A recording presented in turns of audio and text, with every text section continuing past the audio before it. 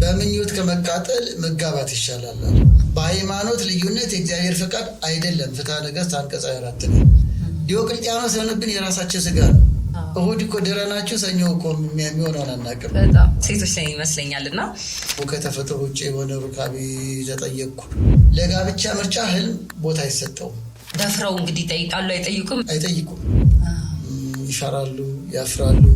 ነብይ የሚባሉ ምናምኖች በትምህርት ጥቅስ እንዴ በህልም አይቼልሻለሁ ከሌላ ግቢው ብሎ ስርዓተ ሩካቤና ቤተክርስቲያን ወንድ ሁሉ ባል አይሆንም እኮ ለሚዲያ ፍጆታ ጉራ ትዕቢት አይሆንም ወይ? ብዙ ድሆች ባሉባት ሀገር ላይ በሚሊዮን የሚቆጠር አበባ እከሌ በመኪና አስጭኖ ነው አበባ እንትን ያለው በጣም ደስ ይላል።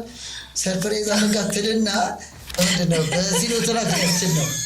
ብዙዎቻችን ደፍረን የማንጠይቀው ለምሳሌ ለመዳራት እንዲያው በቃ ጓደኛ ያለ ለማለት ያህል ብቻ ለዝሙት ጉፋን አይደለም። ድንግልና አይገባም።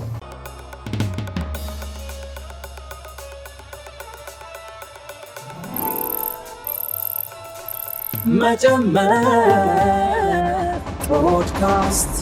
ሰላም ጤና ይስጥልን ውድ የመጀመር ፖድካስት ቤተሰቦች እንዴት ናችሁ? እነሆ ዛሬ በትልቅ እንግዳ መጥቻለሁ። የዛሬ እንግዳዬ መጋቢ አእላፋት ቀሲስ ፋሲል ታደሰ ናቸው። ቀሲስ ፋሲልን በብዙ ሚዲያዎች ላይ እናያቸዋለን። በዋናነት ግን የጋብቻ ትምህርትን በደንብ ሲሰጡ የምናውቃቸው አባታችን ናቸው። ቀሲስ ስለመጡ በጣም ደስ ብሎኛል። እግዚአብሔር ያክብርልን። በቅድሚያ ከስሙት ልጀምርና መጋቢ አእላፋት ቀሲስ ፋሲል ታደሰ ነው የሚባሉትና መጋቢ አእላፋት ማለት ምን ማለት ነው? መልካም። መጋቢ አእላፍ ያው መጋቢ የሚመግብ ማለት ነው። አእላፍ ደግሞ ሺዎች፣ ብዙዎች፣ ብዙ ቁጥር የሚያሳይ ነው። ያው ብዙዎችን የሚመግብ ብዙዎችን የሚያስተምር እንደማለት ነው። በእርግጥ ይህ ስም ለእኔ በትክክል ለዚህ ስም መጥናለሁ ብዬ አላምንም። ብሎ መመሪ ፋሲል ቀሲስ ፋሲል ይባል ደስ ይለኝ ነበር። አጋጣሚ ሆኖ ቅድስት ሥላሴ ተመርቄ ነገረ መለኮት እንደጨረስኩ ታሪካ ነገሥት ደግሞ እድል አግኝቼ አዲስ ኪዳን ለመማር ሞከርኩ። ብዙ እንደ ጎበዝ ተማሪዎች ባልሆነም 1-5 ዓመት የኔታ ድምፀ በረከታቸው ይደርብን እሳቸው ጋርና እሳቸው የተኩት መምህር ብዙአየሁ ጋር ለመማር ሞከርኩ። ትምህርቱ ተጠናቆ ስንመረቅ አዲስ ኪዳን የተማረ መጋቢ አዲስ መባል አለበት እንዲህ የሚባል ስለነበረ እኔና አብረን የተማረን ጓደኞቼ አይ መጋቢ አዲስ እንኳን ይቅርብን፣ መጋቢ አዲስ ለመባል ቢያንስ ደግሞ 1 ዓመት 2 ዓመት ቁጭ ብሎ ማስተማር ያስፈልጋል እንደ ሕጉ ከሆነ ሰማ ነው እንጂ እኔ ሰማሁት እንጂ ለመምህርነት ብቁ አልሆንም። በእርግጥ ሰምቼ ተፈትኜ ያለውን ነገር ለትምህርት ቤቱን እንትን አልፌያለሁ። ግን መጋቢ አዲስ ለመባል አይገባንም። ስለዚህ ስም ተፈለገ ማለት ነው። እና በዛ አቋም ያዝን የሆነ መጋቢ አዲስ መባል በፍጹም ወንበር ዘርግቼ አላስተምርማ። ለራሴ ያህልና ለስብከት ያህል እንዲረዳኝ ነው የተማርኩት። ከዛ አንጻር አይ ቴዎሎጂም ተመርሃል እዚህም ደግሞ ቢያንስ ሰምተሃል በሚል መምህራኖቼ መጋቢ አእላፍ የሚለውን ሰየሙኝ። በዛ መንገድ ነው እና ብዙዎችን እንድትመግብ ብዙዎችን እንድታስተምር አደራ የሚሰጥ ስለሆነ እንደዚህ ስለሰማው ጉዳይም እንድታሰማ በሚል የተሰጠኝ ነው እና የብዙዎች መጋቢ ለማለት ነው።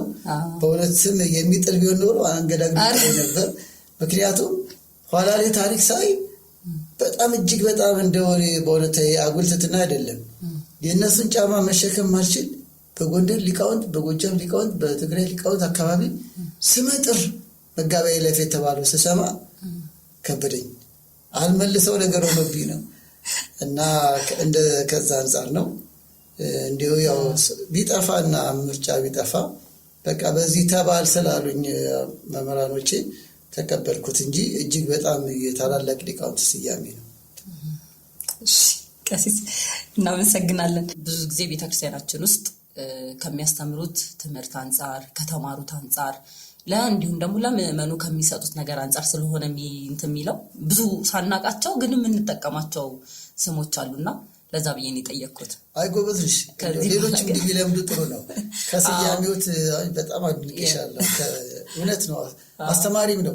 አሁን የአጀንዳችን ስላልሆነ እንጂ የማዕረግ ስም አለ፣ የሙያ ስም አለ። ለምሳሌ መልአከ ገሌ ከተባለ የአስተዳዳሪ ስም ነው። መጋቢ አዲስ፣ መጋቢ ብሉይ፣ መጋቢ ምስጢር የሚባል ደግሞ የሙያ ስም ነው። ስለዚህ የሹመት አስተዳዳሪነት ኃላፊነትን የሚያሳይ ነው። የሙያ ደግሞ ከትምህርቱ ከተማረበት ዘርፍ ጋር ለምሳሌ መጋቢ ምስጢር ከተባለ የቅኔ መምህር ነው ማለት ነው። መጋቢ አዲስ ግልጽ ነው። መጋቢ ብሉይ እርሶም በጣም የምናውቁት በየሚዲያዎች ላይ ስናዩት ብዙ የሚያስተምሩበት ትልቅ ይሹ የጋብቻ ትምህርት ነው።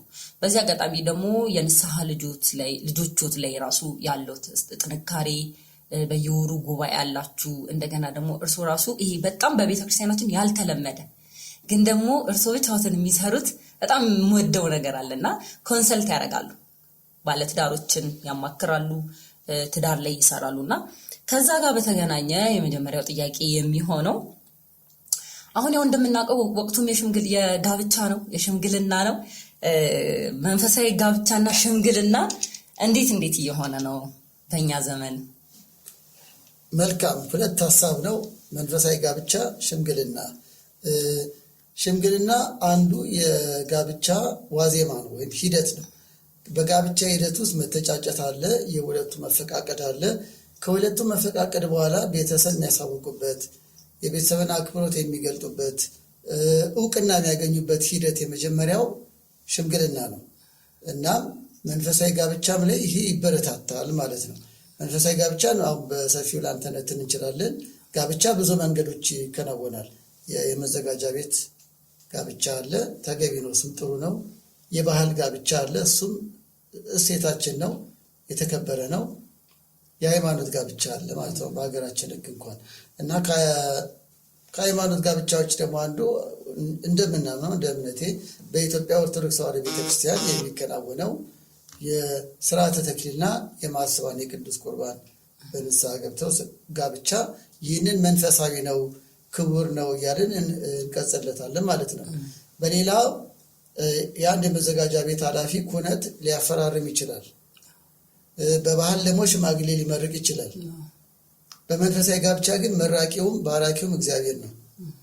ዘእግዚአብሔር አስተጻመረ ይፍለጥ ሰብ፣ እግዚአብሔር ያጣመረው ስለሚል በንስሐ ሕይወት በእግዚአብሔር ፊት በስጋው ደግሞ የሚጣመሩበት ስለሆነ እግዚአብሔር ያጣመረውን መንፈሳዊ ጋብቻ ክርስቲያናዊ ጋብቻ እንለዋለን ማለት ነው። ማቴዎስ 19 ቁጥር 6 ላይ ክቡር አብሰው ኩለሄ፣ ጋብቻ ሁሉ ክቡር ነው ያለ ሁሉ ክቡር እግዚአብሔር ያከበረውን ቅዱስ እግዚአብሔር የቀደሰውን ይህ ምስጢር ታላቅ ነው ተብሎ የተነገረለት በምስጢረ ተክሊል በምስጢረ ቁርባን የሚፈጸመውን ኤፌሶን 5 ቁጥር 25 ላይ በእግዚአብሔር ቃል መሰረት በእግዚአብሔር ፊት በቤተክርስቲያን አደባባይ በምዕመናን በካህናት ተባርኮ በምዕመናን ፊት የሚከናወነውን ጋብቻ መንፈሳዊ እንለዋለን።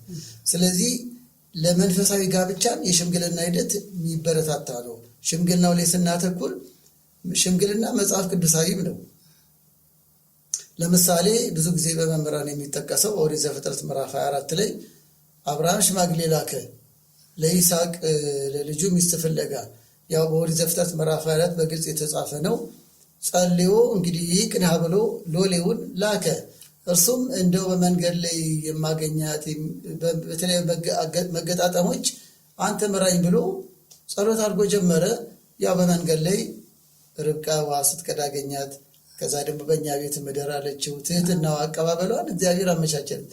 እሷ በሆነ ሲል እሷ በሆና ተገኘች። በአጠቃላይ የማጫ ስጦታ የመሳሰለው በግመሎች ሁሉ ጭኖ ነው ሄደው። ስለዚህ የሽምግልና ሂደት በይፋ በዚህ እናያለን ማለት ነው።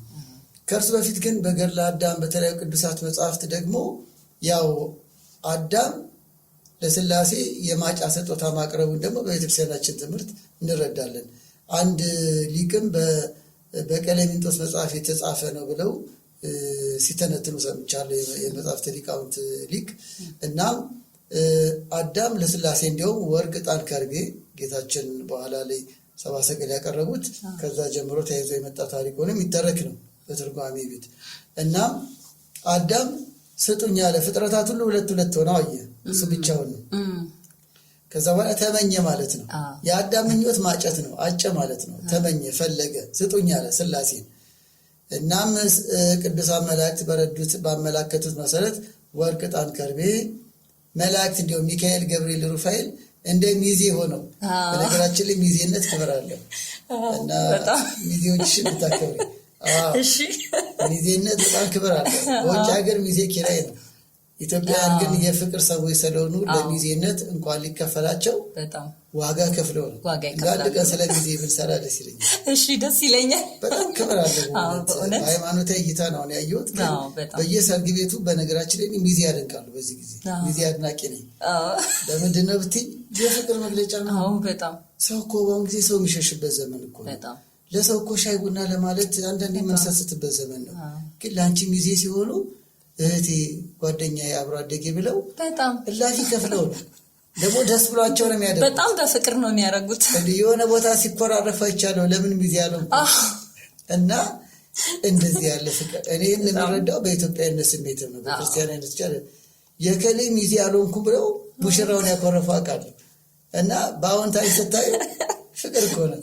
የሆነ ሀገር ደግሞ ሚዜ ኪራይ ያለ ሰው እየሰማሁ ኪራይ አያውቁትም እኮ በቃ ልክ እንደ ፊሎ ኪራይ የሚዜ ኪራይ ሰው ተከራይቶ እንደ ሆሊውድ ሜሬጅ አለ አይደል? የፊልም ጋብቻ አይነት እና ኢትዮጵያዊነት ነው ያል ክብር እንዳለው እና ስናይ ሚካኤል ገብርኤል ሩፋኤል ሚዜዎች ሆነው ወርቅ፣ ዕጣን፣ ከርቤ፣ ማጫ ስጦታ ለሥላሴ ያቀረቡ ሽማግሌ ሆኖ ማለት ነው። አጃቢ ሆኑ።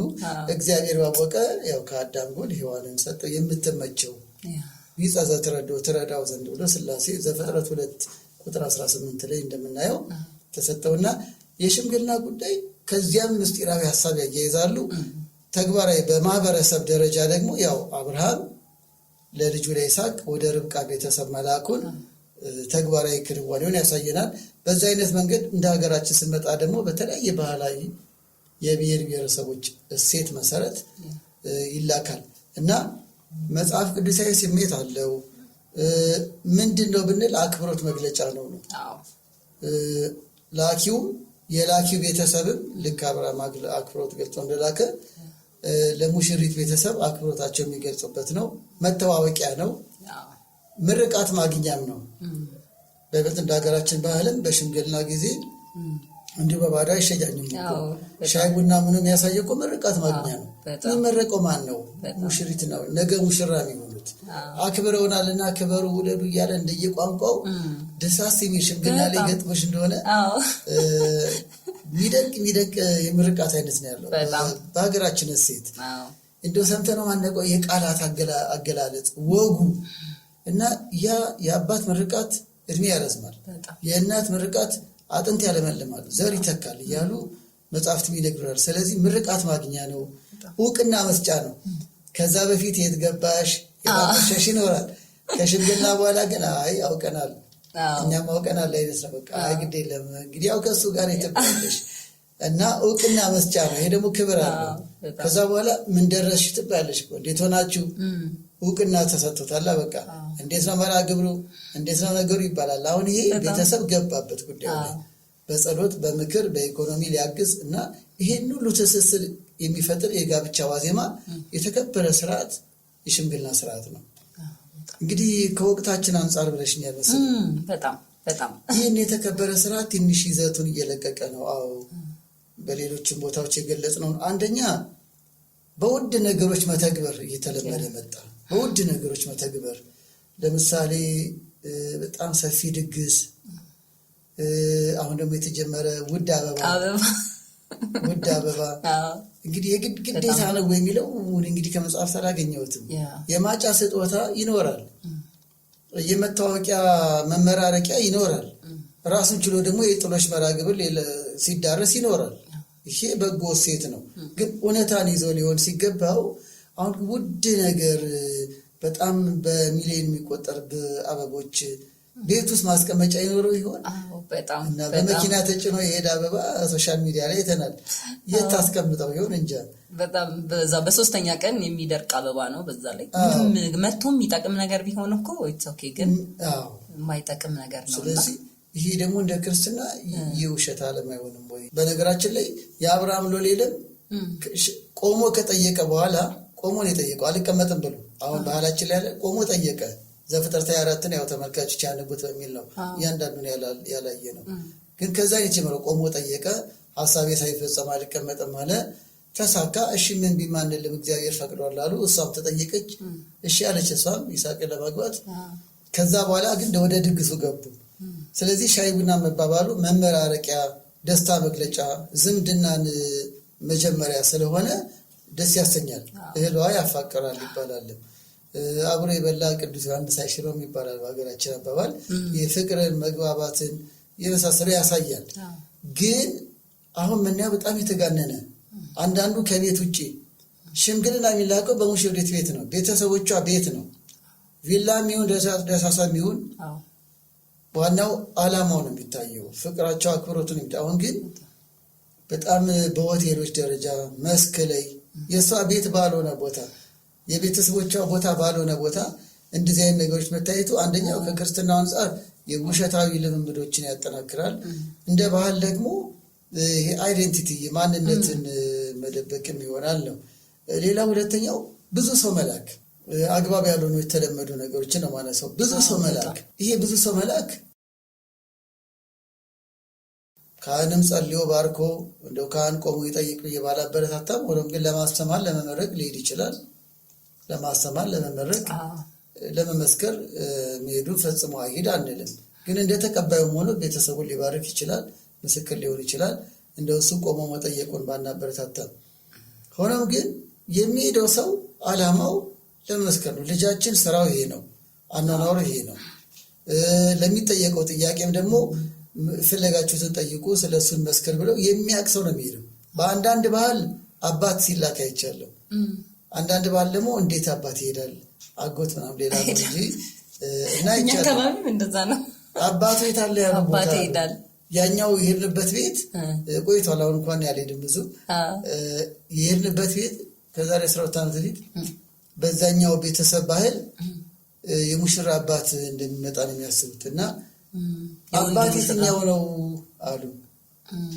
እንግዲህ እኔ አባት አልኩኝ እና ኧረ ወላጅ አባት አሉ። ከዛ አላወቅንም በእኛ ደግሞ ልምዱ የለንም ብለን ይቅርታ ጠየቅን እና ምን ተረዳው አንዳንድ ባህል ላይ ወላጅ አባት ይሄዳል። በብዙ ባህል ግን ወላጅ አባት ላኪ ነው። ጓደኞቹን የቅርቡን ያሳደጉትን ይልካል። አባት ላኪ ነው የሙሽራው አባት ማለት። ያም ሆነ ግን የሚላኩ ሰዎች አላማው ምንድን ነው? ቅድም እንዳልነው ለመመስከር ነው። ልጃችን ይሄ ነው፣ እናንተ በስነ ስርዓት ያሳደጋችኋትን ልጃችሁን ደግሞ የጋብቻ ጋር ብትሆነው ብሎ ልኮናል ነው የሚሉት። እና አሁን ግን 50 ሰው 40 ሰው ሄዶ አንዳንዶቹ በእውነት ያውቁታሉ። ያ ሁሉ ሰው ሲመሰክራሉ። የእውነት አብርሃም እኮ አንድ ሰው ነው የላከው። ሽምግልና በነገራችን ከአንድ ሰው ይጀምራል። ከዛ 3 ሰው ሊሆን ይችላል። ነገር በ3 ይጸናል። ሚካኤል፣ ገብርኤል፣ ሩፋኤል፣ አዳም ሽማግሌ ሆኖ እንዳልነው ሁሉ 3 ሊሆኑ ይችላሉ። እንደው እንደ ዶግማ ባንደነግገውም 5 7 ሆነው ሊሄዱ ይችላሉ። ግን የተንዛዛ ብዙ ሰው መላክ ምንድን ነው? ፉክክር፣ ለሚዲያ ፍጆታ፣ ጉራ፣ ትዕቢት አይሆንም ወይ? እነዛ ሽማግሌዎች እኮ ተመጥነው የሚሄዱት ነገም እኮ ዋስትና ናቸው። ነገም እኮ አይበለውና ቢፈተኑ ባለትዳሮቹ ቆሞ የሚሸመግሉ ምን ሆናችሁ ነው አንቺም ተይ አንተም ተው ብሎ የሚቆጡ የሚገስጹ ናቸው እኮ። 40 ሰው እንዴት ነው? 50 ሰው እውነት ምንድነው ምክንያቱ?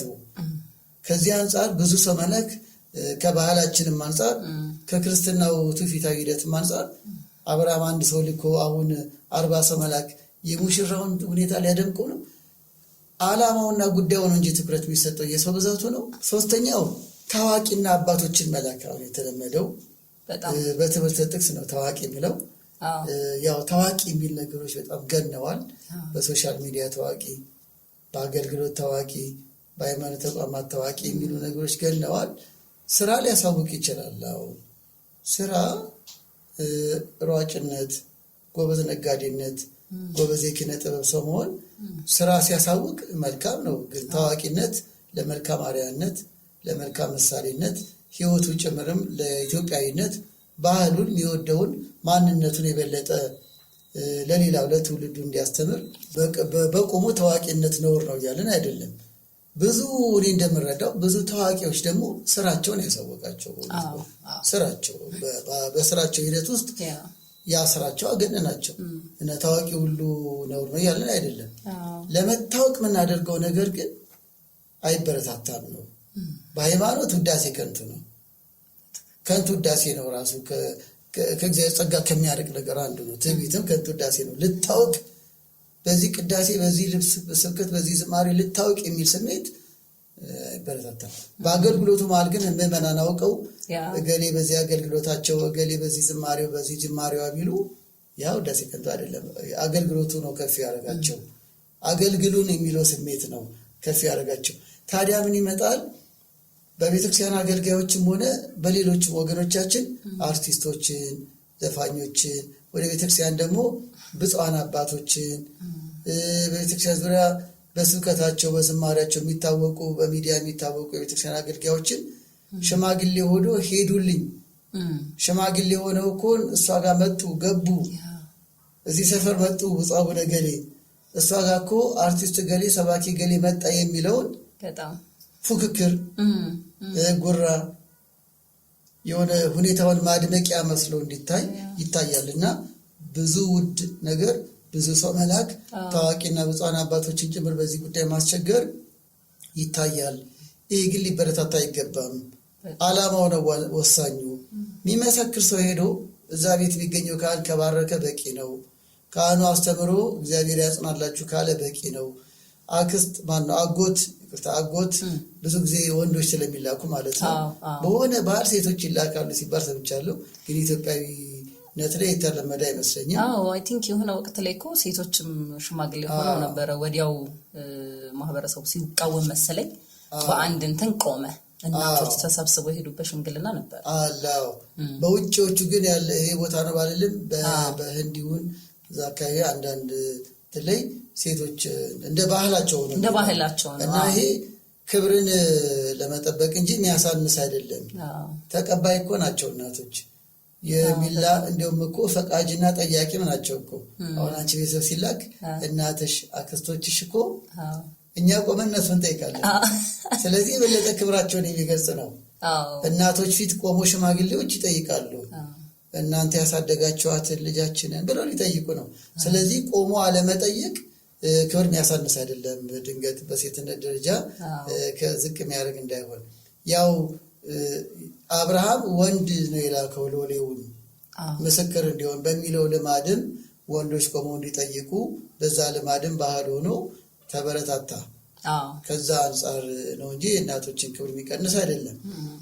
በአጠቃላይ ግን ሁሉ በአግባብ በስርዓት ይሁን እንደሚል ቅዱስ ጳውሎስ በስርዓት ቢሆን የተመጠነ ሰው ቢሄድ መጠነኛ መግባቢያና የክብር መግለጫ መጠነኛ ስጦታ ቢሆን እንደው ይሄ የመዋሸት ዓለም ባይሆን ገና ከዋዜማው ያ ተጀምሮ እንዴት ነው በኪራይ ቤት እየኖሩ በውጣ ወረድ ዓለም እየኖሩ ብዙ ድሆች ባሉባት ሀገር ላይ በሚሊዮን የሚቆጠር አበባ ለሽምግልና መላክ ትርጉሙ ምንድን ነው? ሎስ አንጀለስ የሚኖር ሰው ቢልክ ያምርበታል።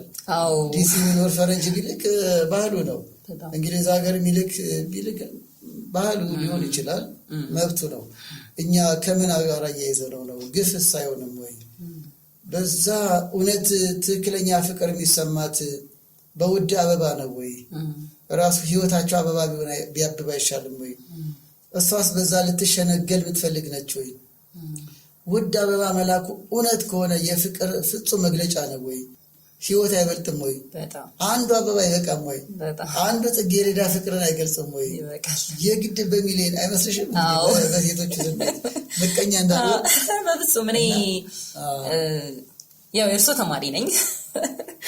ተመልካቾቻችን ከዚህ በፊት ቀድሜ የሰራሁት መጀመሪያ ፖስት ማደርገው ቪዲዮ አለና በዛ የተወሰነ ነገር አውርቻቸዋለሁ። እና እኔ የመጀመሪያው ሽምግልና ከትምህርቱ በኋላ ነው አሁን በቅርብ ሽምግልና የተላከውና የመጀመሪያው ማስጠንቀቂያ ያንን አበባ ይዛችሁ እንዳትመጡ የሚል ነበርና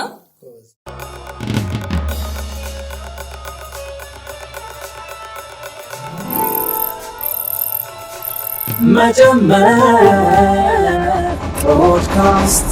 በዚህ አጋጣሚ ቀሲስ እንደው ሶሻል ሚዲያ ላይ ያሉ ጋብቻዎች፣ ይሄ ትዳሮች የምናያቸው ነገሮች እንደው ለትውልዱ ተጽዕኖ አልፈጠረም ብለው ያስባሉ? በጣም ፈጥሯል እንጂ። በነገራችን ላይ ያንቺን ውሳኔ ያደንቃለሁ፣ ግን የወሰንሽው ስለተማርሽ ነው። በጣም በእርሶ ምክንያት ነው። ደግሞ መካነ ሕያዋን ጎፋ ቅዱስ ገብርኤል ካቴድራል ሰንበት ትምህርት ቤት ነው። ያው እኔ ድሉ ገጥሞኝ ለጊዜው ያን ስልጠና ሰጠው እንጂ ሌሎችም አሉ፣ ብዙ ቀሳውስት እየሰጡ ነው። በዚህ አጋጣሚ ሰንበት ትምህርት ቤቱን የምናመሰግነው ነው። በጣም በአዲስ አበባ ላይ 260 አድባራት አሉ።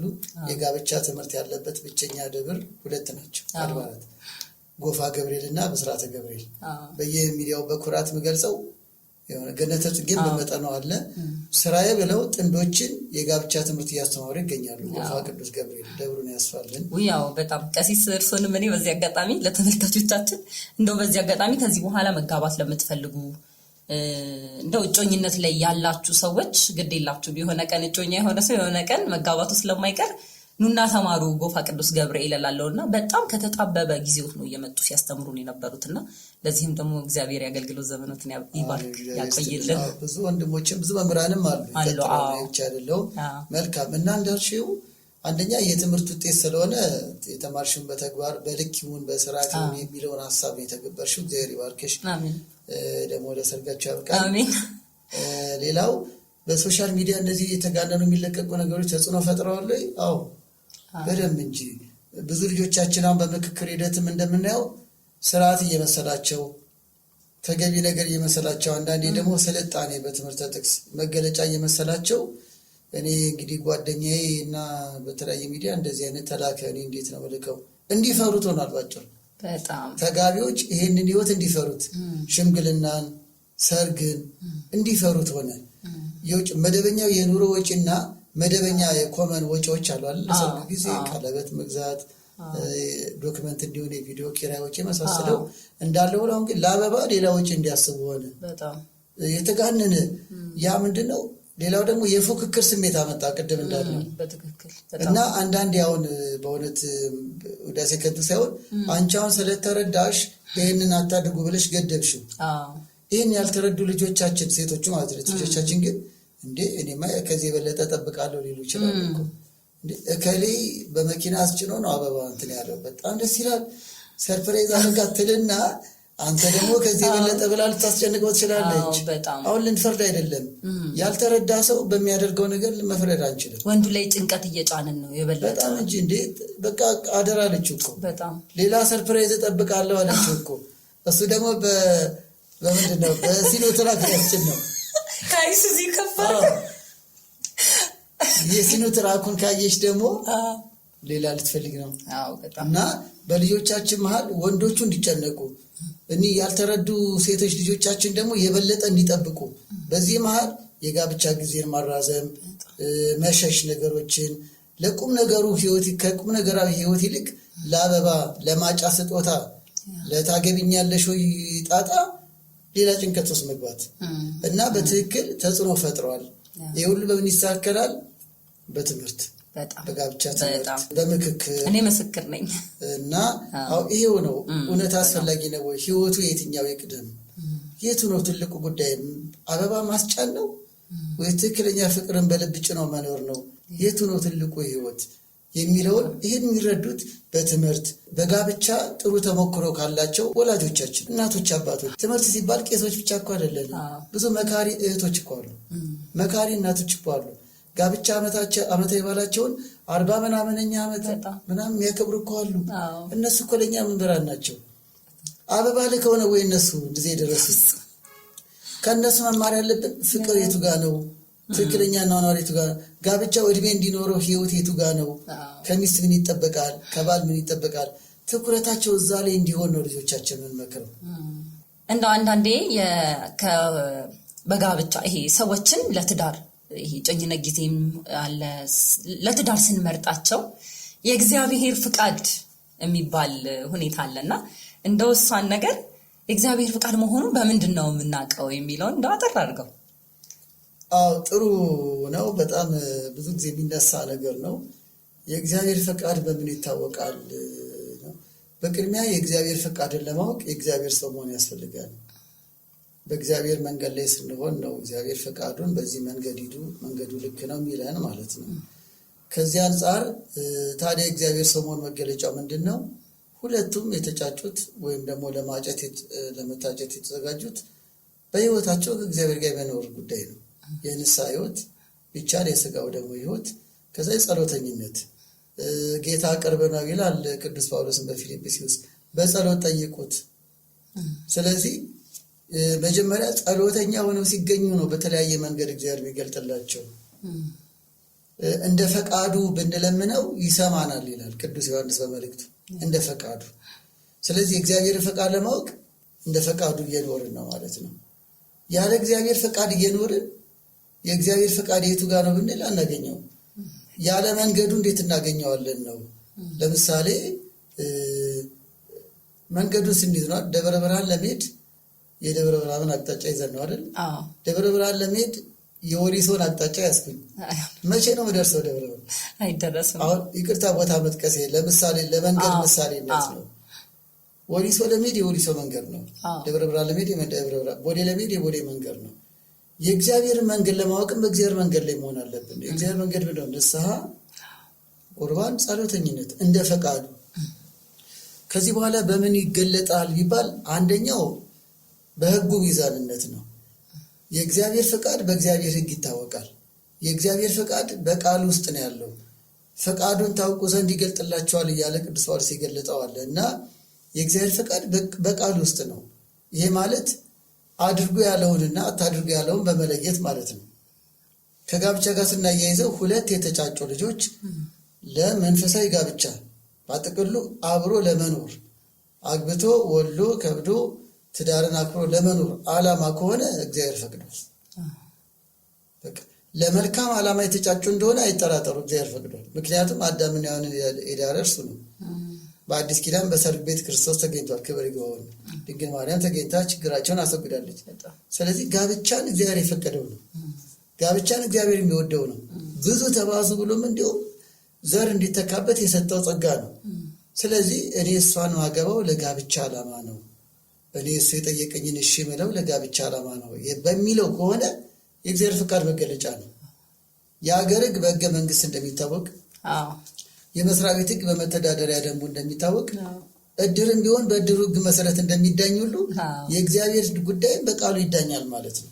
እና የዚህ ተቃራኒ ግን ለምሳሌ ለመዳራት እንዲያው በቃ ጓደኛ ያለ ለማለት ያህል ብቻ ለዝሙት ተጫጭተው እግዚአብሔር ፈቅደዋል ቢሉ ይሄ መዘበት ነው። መዳራት ኃጢአት ነው። አይ እንደው አይኗን መልኳን አይቼ ነው ሚል ብቻ ፈቃደ ስጋ ላይ ያተኮረ መዋደድ ከሆነ እግዚአብሔር ፈቃድ አይደለም፣ አይዘበትበትም፣ አይዋሽም እግዚአብሔር። ስለዚህ ሐናንያና ሰጲራ እንኳን መንፈስ ቅዱስን ለማታለል ሞክረው አልጠቀማቸውም። ስለዚህ ሁለት ፍቅረኛሞች እየተዳሩ ይቅርታ ለቃሉ መጽሐፍ ቅዱስ ስለሚል ነው ለዝሙት ብቻ ተዋደው ቁመናው ብቻ ብላ እሷ ሀብቱ ገንዘቡ ውጭ አሜሪካ እንዲወስደኝ ብላ እሱም ደግሞ እንደው ቁመና ቁንጅና ብቻ ብሎ እዛ ላይ መሰረት ያደረገ ከሆነ ይሄ እግዚአብሔር ያልፈቀደው ነው። ስለዚህ እግዚአብሔር ፈቃድ ይታወቃል በቃሉ ሚዛንነት። ለእውነተኛ ዓላማ በስርዓቱ ለመኖር የተወጠነ ዓላማው ከሆነ የእግዚአብሔር ፈቃድ ነው። ሁለተኛው በልቦና ሰላም የእግዚአብሔር ፈቃድ ይታወቃል። የልብህን መሻት እግዚአብሔር ይሰጣል እያለ ቅዱስ ዳዊት ተናግሯል። በልቦናቸው የፈለገችውን አይነት ማግኘቷ ልቧ ሐሴት ሲሞላው የፈለገውን አይነት ሲያገኙ የልቦናቸው ደስታ እግዚአብሔር በልብ ውስጥ መልስ ይሰጣል። ባጭሩ ከአዳም እንዲህ አዳም ሔዋን እንግዲህ ቅልፍ ላይ ሆነው ነው አይደለም? የሚገርመው እኮ ቅልፍ ላይ ሆነው ነው፣ ጨፍኖ ነው። ይገርማል እኮ። በእርግጥ የነገረ ቀራንዮ ምሳሌ ነው። ጌታችንን በመስቀል ላይ አይደለ በሞቱ እና ወደ ሕይወት አሸጋገረ ነው። ነገረ ድነት ውስጥ ወደ እንዳይወስድ ብዬ ነው አጠቃላይ። ያ ጉዳይ ግን የሔዋን ምሳሌ የቤታችን ምሳሌ ነው። የሔዋን ምሳሌ ከጎኑ ማይገቡ የመገኘቱ ምሳሌ ነው። ያ የቆየኝና አሁን የፈለግኩት አዳም ሁለት ሆነው ነበር ፍጥረታት። ከዛ ሚስት ተመኘ። በእንቅልፍና በመንቃት መካከል አድርጎ እግዚአብሔር ሔዋንን አሁን ሚስቱ እንደሆነች አረጋገጠ። በልቦና እግዚአብሔር መልስ ሰጠው ነው። ከሰማይ አልወረደችም፣ ከምድርም አልበቀለችም። እግዚአብሔር የሰጠው ሚስቱ እንደሆነ ስላረጋገጠ ልቡ ደስተኛ ስለሆነ ማን አላት? ሴት አለ። አጥንትሽ ከአጥንቴ ስጋሽ ከስጋዬ። ይህ እኮ ደስታ የሚያሳይ ነው። በዚህ አላበቃም። ይባስ ብሎ በኋላ ላይ ሔዋን አላት። እመሕያዋን የሕያዋን ሁሉ እናት ፍጻሜው ለእመቤታችን ነው። አሁን በልቦናው ደስታ ሚስቱ የእሱ እንደሆነች አካሉ እንደሆነች ለእሱ የተሰጠች እንደሆነች አረጋገጠ። የራስሽን ስታገኝ ልብሽ ይነግርሻል። ወንድም የራሱን ሲያገኝ የልቦና እረፍት ቅል ለጠቡን አያጣም ይባላል። አሁን ልንገርሽ፣ ይሄን ብርጭቆ በዚህ ክዳን መክደን ይቻላል? አይቻልም። ወይም በቃ አይመጥነውም፣ አይሆንም። የራሱን ክዳን ሲያገኝ ግን ይኸው ግጥም ይላል። ክዳንሽ ስታገኝ ይገዛል። እና ይሄን የሚነግርሽ ልብ ነው መጀመሪያ።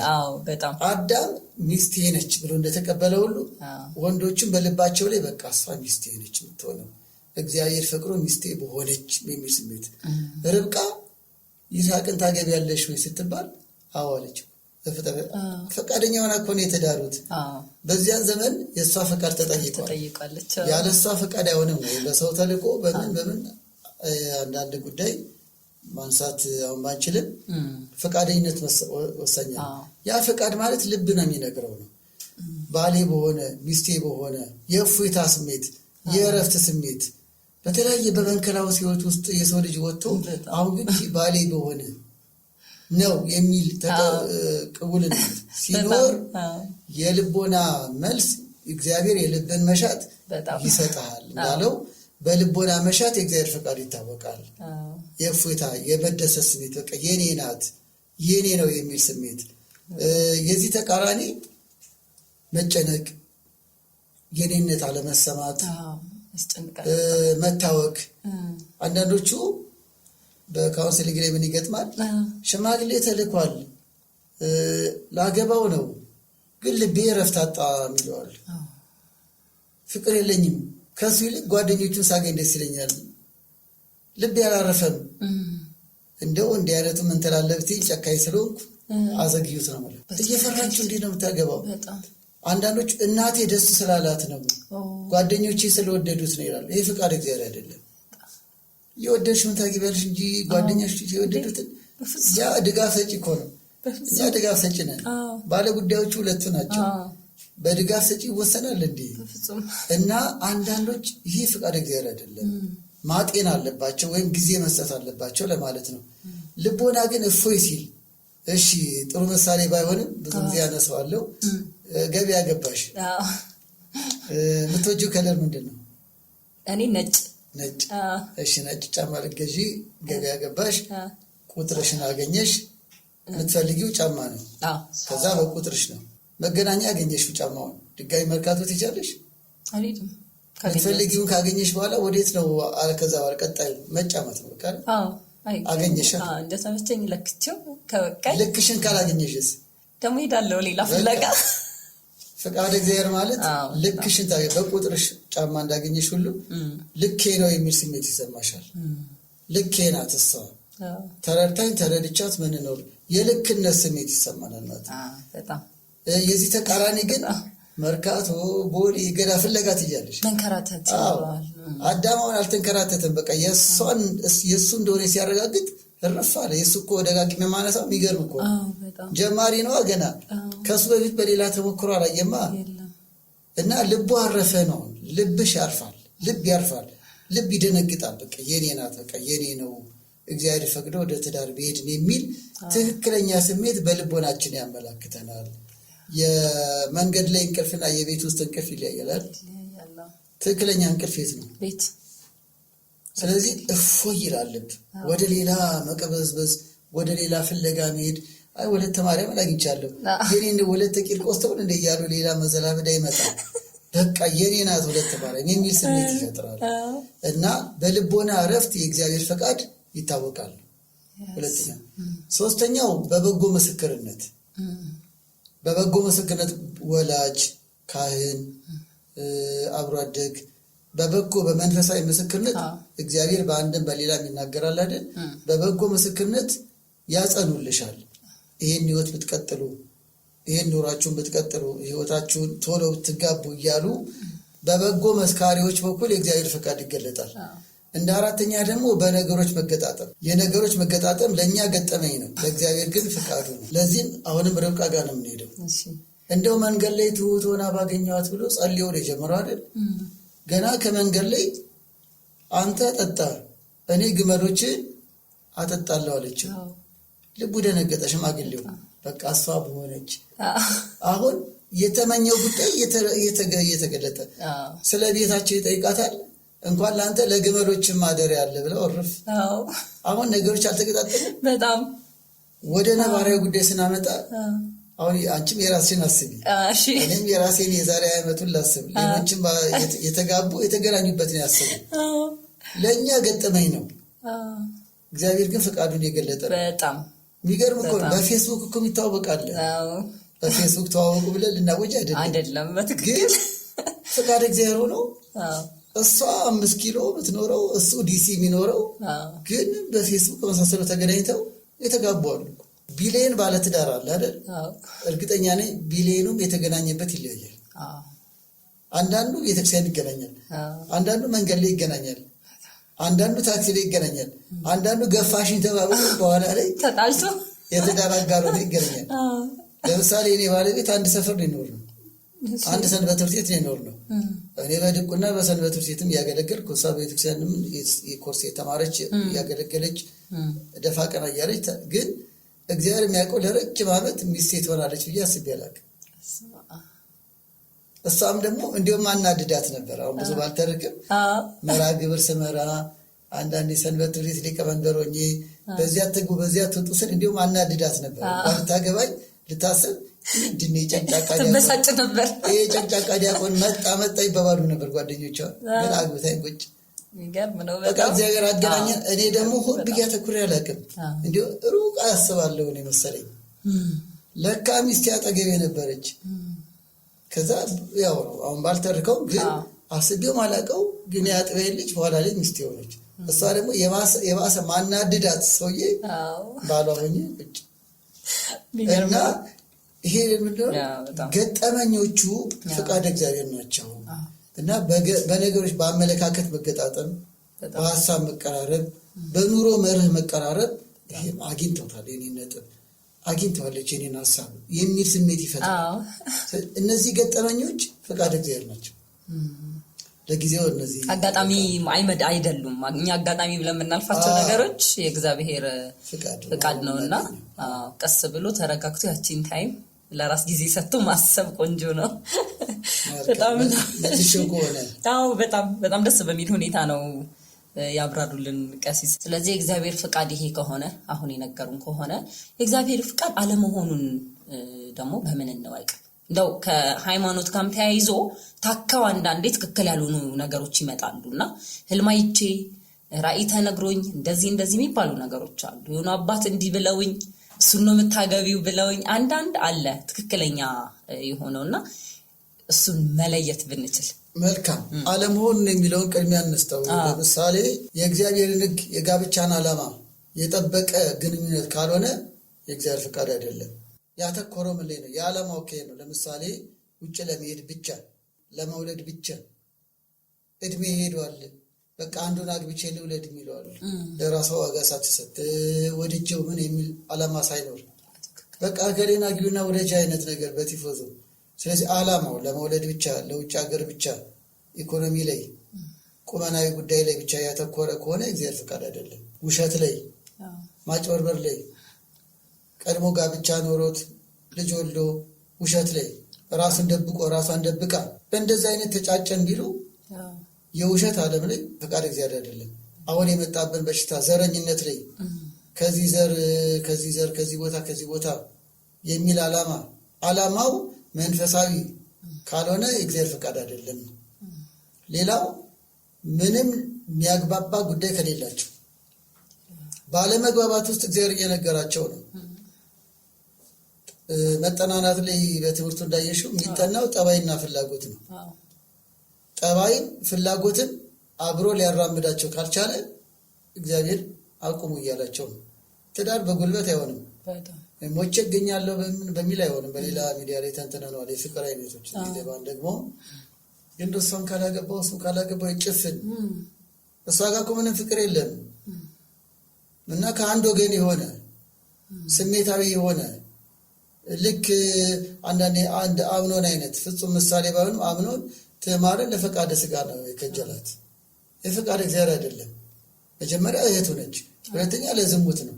አሁንም ለዝሙት፣ ለዘር፣ በዘረኝነት ስሜት፣ በእውቅና ስሜት እንዲህ ያለው የፈቃደ እግዚአብሔር አይደለም። መግባባት አለመቻልን በራሱ ሊታገሉ አይገባም። ለምሳሌ እሷ ውጭ ሀገር መኖር ነው የምትፈልገው። እንደው ቤትም ለምን በሊቢያ አይሆንም ቤትም ወጥቼ ውጭ ነው የምኖረው ብላ አቋም ያዘች። እሱ ደግሞ እንደው እድሉ እንኳን ባገኝ አልወጣም ብሎ የኔ አይነት ሀገር በቀል ይሆናል እና ተጫጩ። በምንም መልኩ ውጭ ሀገር መኖር አልፈልግም የሚል ወንድና በምንም መልኩ ህልሜን አታጨናግፍም ውጭ ሀገር ነው የምኖረው ምትል ተጫጩ። እንዴት ነው ፈቃድ እግዚአብሔር የሚሆነው? ከተጋቡ በኋላ እድሉ ይመጣል፣ ሊጣሉ እኮ ነው ሊጋጩ። ስለዚህ ከፍተኛ የኑሮ አመለካከት አለመግባባት እግዚአብሔር ያለመፍቀድ መገለጫ ነው። ሌላው ከፍተኛ የእድሜ ልዩነት እግዚአብሔር ያለመፍቀድ መገለጫ ነው። ይሄ ማለት በይበልጥ ከ15 ዓመት በላይ መበላለጥ። ሌላው ትልቁ ጉዳይ ፍትሐ ነገሥት አንቀጽ 24 ላይ የሃይማኖት ልዩነት። ኦርቶዶክሳዊ የሆነው ኦርቶዶክሳዊ ያልሆነችውን ገና ለገና ቀይራታታለሁ ለውጣታለሁ በሚል መጻድቅ እግዚአብሔር ፈቅዷል ቢሉ ይሄ መዘበት ነው። በሃይማኖት ልዩነት የእግዚአብሔር ፈቃድ አይደለም። ፍትሐ ነገሥት አንቀጽ 24 ላይ ልክ እንደዚህ የሃይማኖት ልዩነት። ሌላው ዝምድና፣ የጋብቻ ዝምድና እንዳላቸው የታወቀ እግዚአብሔር ፈቅዷል ቢሉ ውሸት ነው። የወንድምህን ሚስት ልታገባ አይገባም ነው አይደል ያለው ቅዱስ ዮሐንስ መጥምቁ ሄሮድስን። የዝምድና ጋብቻ ክልክል ነው። የስጋ ዘመዳሞችን እንዲጋቡ ክልክል ነው። የአበልጅ የመንፈሳዊ ቤተሰብ ዝምድና እንዲጋቡ ክልክል ነው። ስለዚህ እነዚህን ጉዳዮች የጣሰ ዘመዳሞች መሆናቸውን የታወቁ ከነሱ ቀድሞ ጋብቻ የመሰረቱ የጋብቻ ዝምድና ተመስርቶ ወደድኳት ወደድኩት ብለው ቢኖሩ ፍትሐ ነገሥት አንቀጽ 24 ላይ እንደጻፈው የጋብቻ ዝምድና ያላቸው ተጫጭተው ሊጋቡ እግዚአብሔር አይፈቅድም። ስለዚህ በእነዚህ መንገዶች የእግዚአብሔር አለመፍቀድን መገለጫ ነው። ግን አሳሳች ነገሮችን አንስቼ ላብቃ። ለውሳኔ አሳሳች ነገሮች ባይጠቀሙ የምንለው አንደኛ ህልም ይሁንም አይሁንም ለማለትም ማለት ነው። የይሁንታም ቅድም ያልነው ጉዳይ አለ፣ መስፈርቶች፣ ሃይማኖታዊ ሚዛን፣ መዋደድ፣ መግባባት የመሳሰለው። አይሁን ለማለትም ደግሞ አለመግባባት፣ ፍቅር ማጣት፣ ፍላጎት መለያየት፣ በሃይማኖት ልዩነት፣ በዝምድና መቀራረብ በመሳሰለው አይሁን መሆን የለበትም የሚያሰኝ ውሳኔ ያሰጣል። ከዚህ ውጭ ግን ህልም በህልም ስላየዋት ለአግባት ብሎ መወሰን አሳሳች ነው። በኢትዮጵያ ቤተክርስቲያን በኦርቶዶክስ ተዋሕዶ ቤተክርስቲያንም አስተምሮ ለጋብቻ ምርጫ ህልም ቦታ አይሰጠውም። ህልም ራሱን የቻለ ጸጋ ነው። በህልም በብቃትም በጸሎተኝነትም በሱባኤም እግዚአብሔር ያስተምራል። ህልም አስተማሪ፣ ተግሳጽ፣ ማመላከቻ ነገርም ነው። ሊቃውንት ሌላ ጊዜ ተንትኑልሽ። አሁን የትዳር ጉዳይ ነው። ግን ያጨዋት ልጅ ሚስቴ ነች ትሆናለች፣ ያጨውት ያጨኝ ባሌ ይሆናል ለማለት በህልሜ አይቼዋለሁ ወይም አላየሁትም በሚል ግን መወሰኛ አይሆንም። ቅዱስ ዮሐንስ በመልእክቱ አንደኛ ዮሐንስ መልእክት ምዕራፍ 3 ጀምሮ መንፈስን ሁሉ አትመኑ፣ ሲራክ ላይ ደግሞ ብዙዎች በህልም ስተዋል ይላል። ስለዚህ የታየው ሚካኤልን ጋድራኤል በምን ይታወቃል? መልአክ አስመስሎ አሳይቷት በኋላ ላይ ጨለማ ቢሆንስ ትዳሩ? ስለዚህ ምን ያህል ብቃት ኖሮ ነው በህልሜ ስላየሁት የምንለው? ማረጋገጫ ሲሆናል ወይ? እውነት ከመንፈስ ቅዱስ ነው ወይ? ሰይጣን የብርሃን መልአክ እስኪመስል ራሱን ይለውጣል። በጣም በሌሎች በኑፋቄ አዳራሾች እኮ ባለ ትዳሯን ነብይ የሚባሉ ምናምኖች በትምህርተ ጥቅስ እንዴ በህልም አይቼልሻለሁ ከሌላ አግቢው ብሎ አፋተም ይድሩ አሉ። እነሱ የነሱ አስተምሮ ሊሆን ይችላል። እግዚአብሔር ልቦና ይስጥልን። አሜን። በጣም እንኳን ለሃይማኖት መንገድ እንደው ለሰባዊ መንገድ አይመች። በህልም አይቼሻለሁ እና ከአንቺ ጋር ነው የምኖረው ማድረው የትሙት ነው። ይህን መመርመር ይገባል። መንፈስን ሁሉ አትመኑ። ለምሳሌ በሃይማኖት ጉዳይ፣ በአመለካከት ጉዳይ፣ በመዋደዳቸው በብዙ ነገር ፈቃድ እግዚአብሔር መገለጫ ሆነው ለእውነተኛ ዓላማም ተዋደው ግን አይ እገሌ እኮ ሱባኤ ሰው ወይም ደግሞ ህልም አይተው እናቴ ህልም አይታ አጎቴ ህልም አይቶ ከአንተ ጋር ልቀጥል አልችልም። በተቃራኒው ደግሞ እንደው ልታው ነበረ ግን እነገሌ ህልም ስላዩ በሰው ህልም ላይ ተንተርሰው እንጋባ ማለት ዋስትና የለውም። ህይወቱም የህልም ህይወት ይሆናል። ያልተጨበጠ ህይወት ይሆናል። የቅዠት ኑሮ ይሆናል ማለት። ስለዚህ ህልምን ለዚህ ጉዳይ መለያ ማድረግ አይገባም። ሁለተኛ ዕጣ ነው። ዕጣ ለሹመት ለአገልግሎት መለያ ሊሆን ይችላል። በይሁዳ ምትክ ጸሎት ተደርጎ ማትያስ ተተክተዋል። ያ መንፈሳዊ ቦታ አለው። ጸሎት ተደርጎ ዕጣ ለጋብቻ ግን ላግባ አላግባ ወይም ደግሞ ወደ ተማሪያም ትሁን ወደ ተጻድቅ ለማለት ግን ዕጣ መለያ ሊሆን አይችልም። አስቀድሞ ለምን እዛ ደረጃ ደረሱ? እስከ ዕጣ ደረጃ እንዴት ደረሱ? እና አንዳንዶቹ ጸሎት አድርገው ዕጣ አውጡልኝ ብለው ይመጣሉ።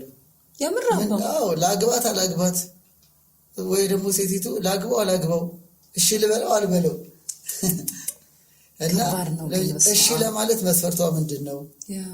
እምቢ ለማለት መስፈርቷ ምንድን ነው? በዚህ አይነት በህሊናዊ ሚዛን በፈቃደ እግዚአብሔር ሚዛን መመዘን ሲገባ ግን አንዳንዴ ወደ ዕጣ የሚገቡት ከአንዷ ቁንጅናዋን፣ ከአንዲቷ ሀብቷን፣ ከአንዲቷ ደግሞ ወይ ዲቪ ደርሷት ይችላል እና የቱ ይሻለኛል? ቁንጅናው፣ ብሩ፣ ዲቪው እንደዚህ።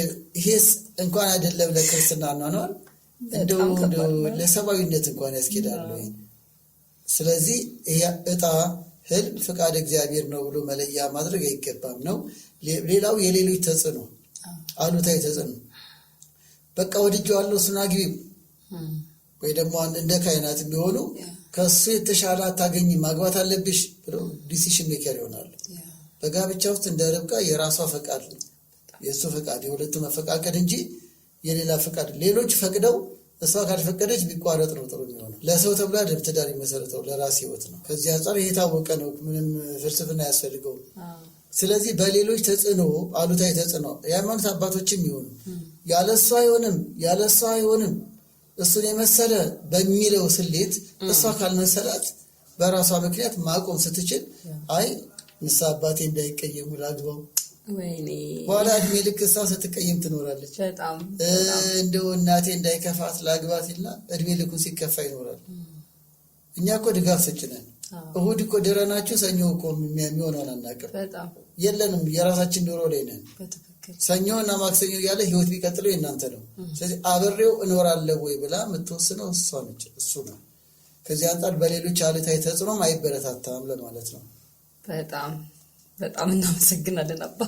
ይሄ በጣም ብዙ ወጣቶችን የሚያወዛግበን ነገር ነው። ብዙዎቻችንን እስፔሻሊ ደግሞ ሴቶችን ይመስለኛል በደንብ በዚህ ጉዳይ የምንጠቀመው። ምክንያቱም ከቤተሰብም ይሄ ቶሎ ቶሎ አግቢ፣ አሁን እሺ ተማርሽ፣ ጨርሽ፣ ስራሽ፣ አግቢ፣ ይሄ ማህበረሰቡን በጣም ተጽዕኖ የሚፈጥረው ሴቶች ላይ ይመስለኛል። እና በጣም በመረጋጋት የሚወሰን ነገር ነው አባ። በጣም ነው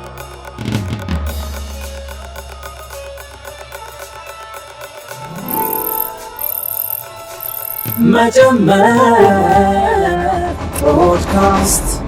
ብዙዎቻችን ደፍረን የማንጠይቀው እውነት ለመናገር ባለትዳር የሆኑ ጥንዶችም ደፍረው እንግዲህ ይጠይቃሉ አይጠይቁም። እኔ ከዚህ በኋላ ነው ራሴን የማይበትና ይሄ ስርዓተ ሩካቤና ቤተክርስቲያን የሚባለው ኢሹ በጣም ትልቅ ርዕስ ነው። ከፍቻ አንጻር ስናወራ ብዙ ጊዜ ይሄ ነገር እንደ ምክንያት ተደርጎ ይነሳል። በዚህ ጉዳይ እንደው ከቤተክርስቲያን አስተምሮ አንጻር መልካም ስርዓተ ሩካቤና የቤተክርስቲያን አስተምሮ ብዙዎች ይጠይቃሉ ወይ? አይጠይቁም። ይፈራሉ፣ ያፍራሉ። በዚህ ጉዳይ መልስ ያለም አይመስላቸውም፣ ወይ የቤተክርስቲያን መልእክት ያለም አይመስላቸውም። አንዳንዴ ደግሞ እኛም ቀርበን በዚህ ጉዳይ ዝግጁ ሆነን የመናገር ወይ ይቻላል ወይም አይቻልም ከሚለው ያለፈ ሀሳብ አይሰሙ ይሆናል። ስለዚህ ግን ባለመጠየቅ በዚህ ጉዳይ በግልጽ ባለማውራት ግን ዛሬ አጀንዳችን አይደለም እንጂ ከጋብቻ የፍቺ ምክንያቶች አንዱ ነው። በየትኛውም መንገድ የተሻለ በዘመናዊ ጥናት ያደረጉ ወንድሞች እህቶችም በጋብቻ ላይ ይሰሩ ማለት ነው። እርግጠኛ ነኝ ጽሁፍ አይቻለሁ፣ የተሰጠ ትምህርት ተከታትያለሁ። የባለሙያዎች ከምክንያት አንዱ የሩካቤ ጉዳይ ነው። በሩካቤ አልተጣጣምንም፣ አልተግባባንም ወይ ደግሞ ከተፈጥሮ ውጭ የሆነ ሩካቤ ተጠየቅኩ። በዚህ ኬዝ ሌላ ንጭንጩ ምኑ ይመጣና ግን ውስጡ ያ ነው። ሌላው ነገር ምክንያት ፊት ለፊት ይወራል። ስለዚህ ባልና ሚስት በትክክል ቢቻል ቅድመ ጋብቻ ትምህርቱን ይወቁት። በህይወት ውስጥ ደግሞ በመፈቃቀድና በሁለቱ ግንዛቤ ላይ ይቀጥላሉ። ስርዓተ ሩካቤ ለባልና ሚስት ብቻ የተፈቀደ ነው። ሌላ ቦታም ተናግሬዋለሁ። ስርዓተ ሩካቤ ባይኖር ጋብቻ ይኖራል ወይ? ከአዳምና ከሔዋን መፈጠር ጀምሮ የተሰጠ ነው። ለነማን? ለባልና ለሚስት። በዕብራውያን ምዕራፍ 13 ቁጥር 4 ጀምሮ ጋብቻ ክቡር ነው ካለ በኋላ መኝታው ንጹህ ይሁን፣ ቅዱስ ይሁን፣ ክቡር ይሁን። ምን አስቀደመ? ጋብቻ ነው። ስለዚህ መኝታ ከጋብቻ በኋላ ነው ማለት ነው። በአንደኛ ቆሮንቶስ ምዕራፍ 7 ላይ በእርሷ ላይ ስልጣን አለው፣ በእርሱ ላይ ስልጣን አላት፣ ከጾምና ከጸሎት ጊዜ ካልሆነ በቀር አትለያዩ እያለ ሲመክር ቅዱስ ጳውሎስ ለእያንዳንዲቱ ባል ይኑራት ካለ በኋላ ነው። ፍቅረኝነት ባልነት አይደለም፣ እጩ ባል እጩ ሚስት ነች ማለት ነው። ወንድ ሁሉ ባል አይሆንም እኮ በትክክል ሲያገባ ግን ባል ይሆናል። ሴቶች ሁሉ ሚስት አይሆኑም። ባል ሲኖራት ሚስት ትባላለች። ስለዚህ ቅዱስ ጳውሎስ ለእያንዳንዲቱ አንድ ባል ይኑራታል፣ ለእያንዳንዱ አንዲት ሚስት ትኑረው። ከዛ በኋላ ስለ ሩካቤ የተናገረው ለማለት ነው። በጓደኝነት ጊዜ፣ በፍቅረኝነት ጊዜ፣ በሽምግልና ጊዜ፣ በእጮኝነት ጊዜ አላለም። ከዛ በኋላ ግን የእሷ የሆነ ሁሉ የእሱ ነው። ስልጣን አለው በእሷ ላይ። ስለ ሩካቤ ነው የሚነግረን። አትለያዩ ሁሉ አለ፣ አትከልክሉ ሁሉ አለ። መቼ? ከተጋቡ ጀምሮ፣ በየትኛውም መንገድ ህጋዊ ጋብቻ ከፈጸሙ ጀምሮ። ስለዚህ የባልና ሚስት ስጦታ ነው። ለባልና ሚስት የተሰጠ ነው ስርዓተ ሩካቤ። ዓላማውስ አንደኛው ዘር መተካት ነው። ብዙ ተባዙ ምድርንም ሙሏት። ዘፍጥረት 1:26 ቆነጃጅቶች ሊያገቡና ሊወልዱ ይገባል ይላል ቅዱስ ጳውሎስ ጢሞቴዎስ ምዕራፍ 5 ገደማ ለጢሞቴዎስ መልእክት ላይ ሊያገቡ ይላል። ከዛ ሊወልዱ ይገባል። ስለዚህ አግብቶ እግዚአብሔር ሲሰጥ ማለት ነው። መውለድ የትዳር ዓላማ ነው። ሌላው የሩካቤ ዓላማው ለደስታም ነው። ባልና ሚስቶች ደስታቸውን ድል የሚቀዳጁበት፣ ፍቅራቸውን የሚያጣጥሙበት ከጋብቻ ጨው። ይሄ ብቻ ነው ፍቅር ማለት አይደለም፣ ግን እንደ ጨው ነው። ጨው ብቻውን ወጥ አይደለም አይደለም፣ ግን በጨው ለመስለው ወጡ ጨው ያጣፍጠዋል። አንድ ድስት ወጥ ሙሉ ህይወታቸውን ጨው ሆኖ ስርዓተ ሩካቤ ያጣፍጠዋል። ደስታ ማግኛ ነው፣ ተፈጥሮ ነው። የሚገለጠውም በትዳር ውስጥ ነው። አንድ ወንድ የጾታ ስሜት ስላለው፣ አንድ ሴት የጾታ ስሜት ስላላት በራሱ ነውር አይደለም። ትክክለኛ መገለጫው ግን የጋብቻ ላይ ነው ለማለት ነው። ያለ ቦታው ከተገለጠ ግን ዝሙት ነው ማለት ነው። አሁን ሰው እየጾመ ይርበዋል አይደል? አዎ። እናም ሰው ስለ ራበው ኃጢአት ነው እንዴ? አይደለም። ወንድም ሴትም ጾታ ስሜት ስላላቸው ጾር ስላላቸው ኃጢአት አይደለም። ግን አንድ ሰው ሮብ ቀን 3 ሰዓት ላይ ጥብስ ልብላ ቢል ኃጢአት ነው። ራበኝ ብሎ ችግሩ መራቡ ሳይሆን ጾም መሻሩ ነው ማለት ነው። በዚህ ስሜት አሁንም በጋብቻ ላይ ግን ቦታው ነው። ጾም ላይ ሰዓቱ ሲደርስ እንደምንበላ ሁሉ ማለት ነው። ቦታው ነው። ቅዱስ ጳውሎስ ምን አለ? በምኞት ከመቃጠል መጋባት ይሻላል አለ። ስለዚህ ምኞትን ድል መንሻ፣ ደስታ ማግኛ ነው። መክብብ ምዕራፍ 9 ቁጥር 9 ላይ ከሚስት ጋር ደስ ይበላል እና አንዱ ደስታዬ ነው። ሌላው ከዝሙት ጾር ለመዳንም ነው። እየበሉ እየጠጡ ጾር ሊፈትን ይችላል። ስለዚህ ሩካቤን እግዚአብሔር ይህንን ድል ማድረግ ያድርጎ ሰጠ ማለት ነው ለባልና ለሚስት። እና ዘር መተኪያ ነው፣ ደስታ ማግኛ ነው፣ ከዝሙት ጠቅ ለመዳን ነው። ሌላው የአብሮነት ውህደትም ነው። ሁለት አይደሉም አንድ ናቸው እንጂ የአንድነት ሚስጥር እኮ አንዱ የሚበሉት ለብቻ ነው፣ ታክሲ ላይ የምትከፍሉት ለየብቻ ነው። አንድ የሚያደርገው እኮ ተላስቆ ነው። ጋብቻ ውስጥ አንድ ከሚያደርገው አንዱ በሁለቱ ሩካቤ ሁለቱን የመሰለ ልጅ ደግሞ ይወልዳሉ ማለት ነው። እና የአንድነት የአብሮነት መገለጫ ነው። በየትኛውም የትዳር ዓላማ ውስጥ ጨው ሆኖ ትዳራቸው የሚያጣፍጥ፣ እንዲግባቡ፣ እንዲዋደዱ፣ እንዲስማሙ፣ እንዲተሳሰቡ፣ ስሜትን ድል እያደረጉ ደስታቸው እንዲገልጡ የሚኖሩበት ስጦታ ነው። እና ዓላማው ይሄ ነው ካልን እንደ ቤተክርስቲያን አስተምሮ የሚከለከሉ ቀናት አሉ። የሚከለከሉት ቀናትና ሁኔታዎች ለምንድን ነው ነው? አንዴ ንጹህ ነው ትላላችሁ፣ አንዴ ትከለክላላችሁ እንዳይሉን። አዎ ምን ከለክለው ስንል እንደ ቤተክርስቲያን አስተምሮ ነው፣ ለአክብሮት ነው። ሩካቤ ፈቃደ ስጋ ነው። የሃይማኖት ትእዛዛት ደግሞ አብዛኛው ፈቃደ ነፍስ ነው። ስለዚህ ፈቃደ ነፍስን ፈጽመን የነፍስ ዋጋ ለማግኘት የምንተዋቸው ፈቃደ ስጋዎች አሉ ማለት ነው። ልክ ከምግብ እንደምንቆጠብ ከጥሉላት ምግብ እንደምንቆጠብ ሁሉ ለፈቃደ ነፍስ ስለ ጽድቅ የሚራቡ የሚጠሙ ብፁዓን ናቸው ብሎ የለ ለብጽህና ክቡራን ንዑዳን ሆኖ ለመኖር ከምግብ ተቆጥበን እንደምንጾም ሁሉ አሁንም ባልና ሚስት በዚህ ጊዜ ከሩካቤ ይቆጠቡ የሚባለው ለነፍስ ስርዓት መጠበቅ የሚገኘውን ዋጋ ለማግኘት ነው። እግዚአብሔር ደግሞ የስርዓት አምላክ ነው። ዘሌዋውያን 18:4 ላይ ስርዓቴን ጠብቁ ይላል። ሃይማኖት የሚገለጠው በስርዓት ነው። እግዚአብሔርን ማክበር የሚገለጠው በስርዓት ነው። የተለያዩ ተቋማትም እኮ በስርዓት ነው ነገሮች የሚገለጡት። ባህልም በስርዓት የሚገለጠው። ስለዚህ ከስርዓት አንዱ አድርግ ያለን ስናድርግ ነው፣ አታድርጉ ያለውን ባለማድረግ እና የሚከለከለው ለአክብሮትና ለስርዓት ነው። በአክብሮት ደግሞ ክብር ይገኛል። የሚያከብሩኝን አከብራለሁ። 1 ሳሙኤል ምዕራፍ 2 ቁጥር 20። በዚህ ጊዜ እግዚአብሔርን በማክበር ትዳሩ እንዲከብር የከበሩና የተባረኩ ትውልድ ዘር እንድንተካ የሚያከብሩኝን አከብራለሁ ይላል። ለአክብሮት ነው። አሁን ቀኖቹ ከመዘርዘሬ በፊት ነው። ስሜቱ ለአክብሮት ነው። ደግሞ ምን ይላል? መፈራት ለሚገባው መፈራትን ስጡ፣ ክብር ለሚገባው ክብርን ስጡ። ሮሜ ምዕራፍ 13 ላይ ቅዱስ ጳውሎስ ያስተማረን ነው። ቁጥር 7 ላይ ክብር ለሚገባው ክብር ስጡ፣ ለእግዚአብሔር ክብር፣ ለዕለታቱ ክብር፣ በዕለታቱ ስለተሰየሙት በዓላትና መንፈሳዊ ስርዓት አምልኮ ክብር ከመኝታ ይቆጠባሉ። ለመክበር፣ ለመባረክ፣ የእግዚአብሔርን በረከት ለማግኘት፣ ለፈቃደ ነፍስ ለማድላት በሚል ዓላማ ነው። ለመታዘዝም ነው፣ ለመገዛትም ነው። የተገዥነት መገለጫ ነው። በዚህ መሰረት አንድ ደግሞ ወሳኝ ጥቅስ ላንሳ። ኢሳይያስ 58 ቁጥር 13 ላይ ፈቃድህን በተቀደሰው ቀኔ አታድርግ ይላል። ምን ዘረዝራቸው? የተቀደሱ ቀናት ናቸው። እግዚአብሔር አዘዘ። ፈቃድህን ሩካቤ ፈቃደ ስጋ ነው፣ ነፍስ አይደለም መቼም። ስለዚህ ፈቃደ ስጋ ነው። በዚህ ጊዜ ፈቃደ ስጋ እንፈጽመ ማለት የማንን ፈቃድ ለመፈጸም ነው? የእግዚአብሔር ፈቃድ ለመፈጸም ነው። ይኸው ፈቃድህን በተቀደሰው ቀኔ አታድርግ፣ በሌላ ጊዜ ግን ፈጽም አለ። አሁን በባለ 50 ስጋም ወተትም እንበላለን። የጥሉላት ምግብ አልተከለከለም፣ እየፈጸምን ነው። በአጽዋማት ሲመጡ ደግሞ እንቆጠባለን። በተቀደሰው ቀኔ እንደዚሁ ደግሞ በዚህ ቀናት ስርዓተ ሩካቤ አንፈጽምም። በሌሎቹ ቀን ሁሉም የእግዚአብሔር ቀን ነው። ሆኖም ግን ልዩ ዕለት ልዩ ምክንያት ያላቸው ከበዓሉ በረከት የምናገኝባቸው ምክንያት ሆነ እንድንዘክር እንድናከብር እንቆጠባለን። ለመተቃቀፍም ጊዜ አለው ብሏል ሰሎሞን። ደግሞ ለሁሉም ጊዜ አለው። ለመቀደስ፣ ለማዋደስ፣ ለመቁረብ፣ ለመዘመርም ጊዜ አለው።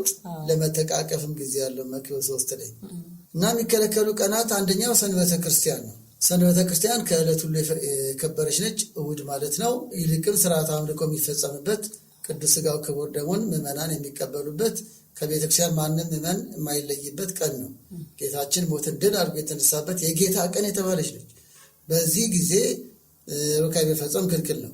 በሰንበተ ክርስቲያን ከሰርክ ከምሽት በኋላ ግን ወደ ሰኞ ስለሚሄድ አይከለከሉም። ሁለተኛው ግዝት ቀናት ናቸው። በቤተክርስቲያን መጽሐፍት የግዝት ቀናት ይባሉት እንደ ሰንበት አድርጋቸው አክብሩት የተባል ነው። ማህሌት፣ ውዳሴ፣ ቅዳሴ የሚከናወንባቸው በገጠር እንኳን ቢሆን፣ በከተማ እንኳን ሁሌ ይቀደሳል። በገጠር እንኳን ቢሆን ማህሌታውያን ተፈልገው ማህሌት የሚቆምበት፣ ቀሳውስት ተሰባስበው የሚቀድሱበት፣ ዲያቆናት አብረው የሚቀድሱበት ቀናቶች 12 የመላእክትን በዓሉን ሊወክላል። 21 የእመቤታችን በዓላቱን ሊወክላል።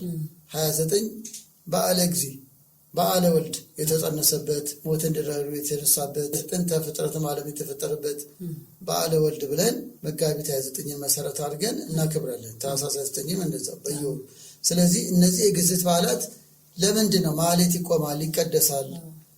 የቻሉ ሁሉ ከተግባረ ስጋ ተቆጥበው ቤተክርስቲያን ተገኝተው በመንፈሳዊ ስርዓት አምልኮ እንዲያከብሩት የግዝት ለፈቃደ ስጋ የተገዘቱ ለማጨድ፣ ለማረስ፣ ለመውቀጥ፣ ለመሳሰለው ሁሉ ተቆጥበው ፈቃደ ነፍስ ላይ፣ መልካም ነገር ላይ፣ በጎ ስራ ላይ፣ መንፈሳዊ ተግባር ላይ እንዲውሉ የተሰጡ በዓላት ናቸው። ስለዚህ በእነዚህ ዕለታትም ፈቃደ ስጋ ሩካቤ ክልክል ነው። ሌላው የቁርባን ጊዜ ተጋቢዎች በስጋው ደግሞ የተጋቡ ይልቅም እዛ ላይ ነውና ትኩረታችን በፍትሐ ነገሥት አንቀጽ 13 ላይ ለቁርባን የሚደረግ ዝግጅት አለ። ከመቁረባቸው 2 ቀን በፊት፣ ከቁርባን በኋላ 2 ቀን ለተቀበሉ ስጋና ደም እና ለሚቀበሉ ስጋና ደም አክብሮት ያ ፈቃደ ነፍሳቸው ከህሊናቸው ተዋህዷቸው እንዲቆይ በዚህ ጊዜ ስጋው ደግሞ በሚቀበሉ ጊዜ ይቆጠባሉ። ለምሳሌ ሉቃስ 1 ቁጥር 24 ላይ ዘካርያስና ኤልሳቤጥን የማን ወላጅ ናቸው? የቅዱስ ዮሐንስ አይደል? የመጥምቁ የቅዱስ ዮሐንስ ዘካርያስና ኤልሳ። አሁን እዚህ ጋር ልገልጽ የፈለግኩት በመሰዊያው አጠገብ ሆኖ በቤተ መቅደስ ሆኖ በቀኝ ተገልጦ ቅዱስ ገብርኤል ትወልዳለህ አለው አይደል? ያው ምልልሱ የምታውቁት እሱም ያው ለጊዜው ቢጠራጠር ያው ለትምህርት ነው ለምልክት እንዲሆን ነው ዲዳ ትሆናለህ አለው።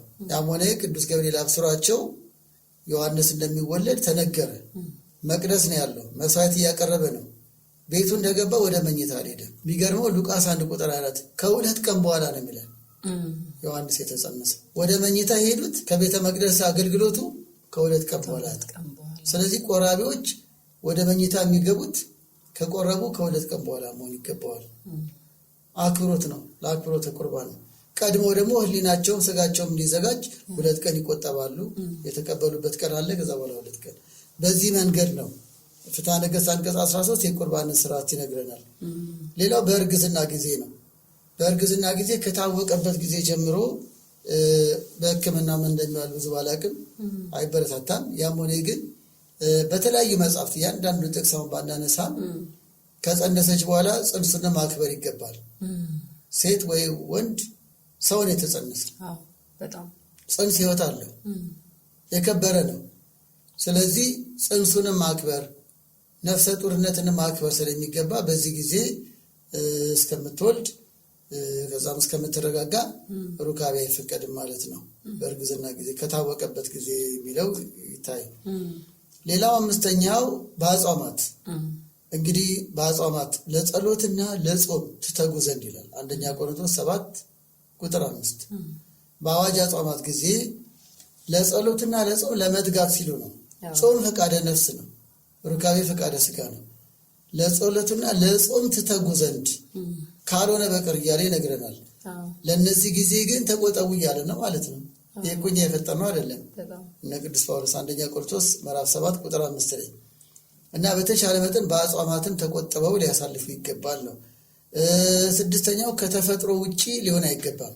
ይሄ አሁን ሶሻል ሚዲያ እና ግሎባላይዜሽን ሴኩላሪዝም ትዳር ላይ ካመጣው ችግር አንዱ ከተፈጥሮ ውጪ የሆነ ስርዓተ ሩካቤ ነው። ትዳር ላይ እኮ ነው ወይ ቀድሞ የተለመደ ነገር አለ፣ እንደዚህ ሁንልኝ እንደዚህ ሁንልኝ በሚል ወይ ቀድሞ ልማድ አለ፣ ወይ የሶሻል ሚዲያ ተጽዕኖ አለ። በመደበኛው ስርዓተ ሩካቤ እርካታ ማጣት፣ ደስታ ማጣት ይከሰትና ከተፈጥሮ ውጪ በሆነ ይህ ቅዱስ ጳውሎስ ለማይገባ አይምሮ ተላልፎ መሰጠት ነው። ሮሜ 1:28 ላይ እና ይገጥማሉ ብትይ በጣም ይገጥማል። ካውንስሊንግ ላይ ይገጥመናል። ባሌ እንዲህ ያለኝ ወይ ደግሞ እሷ እንዲህ ካልሆነ እርካታ አላገኝም። ይህን ስንመረምረው ከጀርባ ቀድሞ የተለመደ ልማድ አለ፣ ወይ ደግሞ የሌላ ሶሻል ሚዲያ ተጽዕኖ አለ። አይምሯቸውን በዛ ብቻ ስለቃኙት ከተፈጥሮ ውጭ የሆነ ሩካቤት ይገጥማል። ይሄ ለማይገባ አይምሮ ተላልፎ መሰጠት ነው። ልክ እንደ ዘፍጥረት 18:20 ሰዶማዊ ግብርም ያሰኛል። ትዳር ላይ ሰዶማዊ ግብር ያሰኛል ማለት ነው። 70 ሰዶም ደግሞ ምን እንደሆኑ መጽሐፍ ቅዱስ ይነግረናል። ትዳር ላይ 70 ሰዶምን መጥራት ማለት ነው።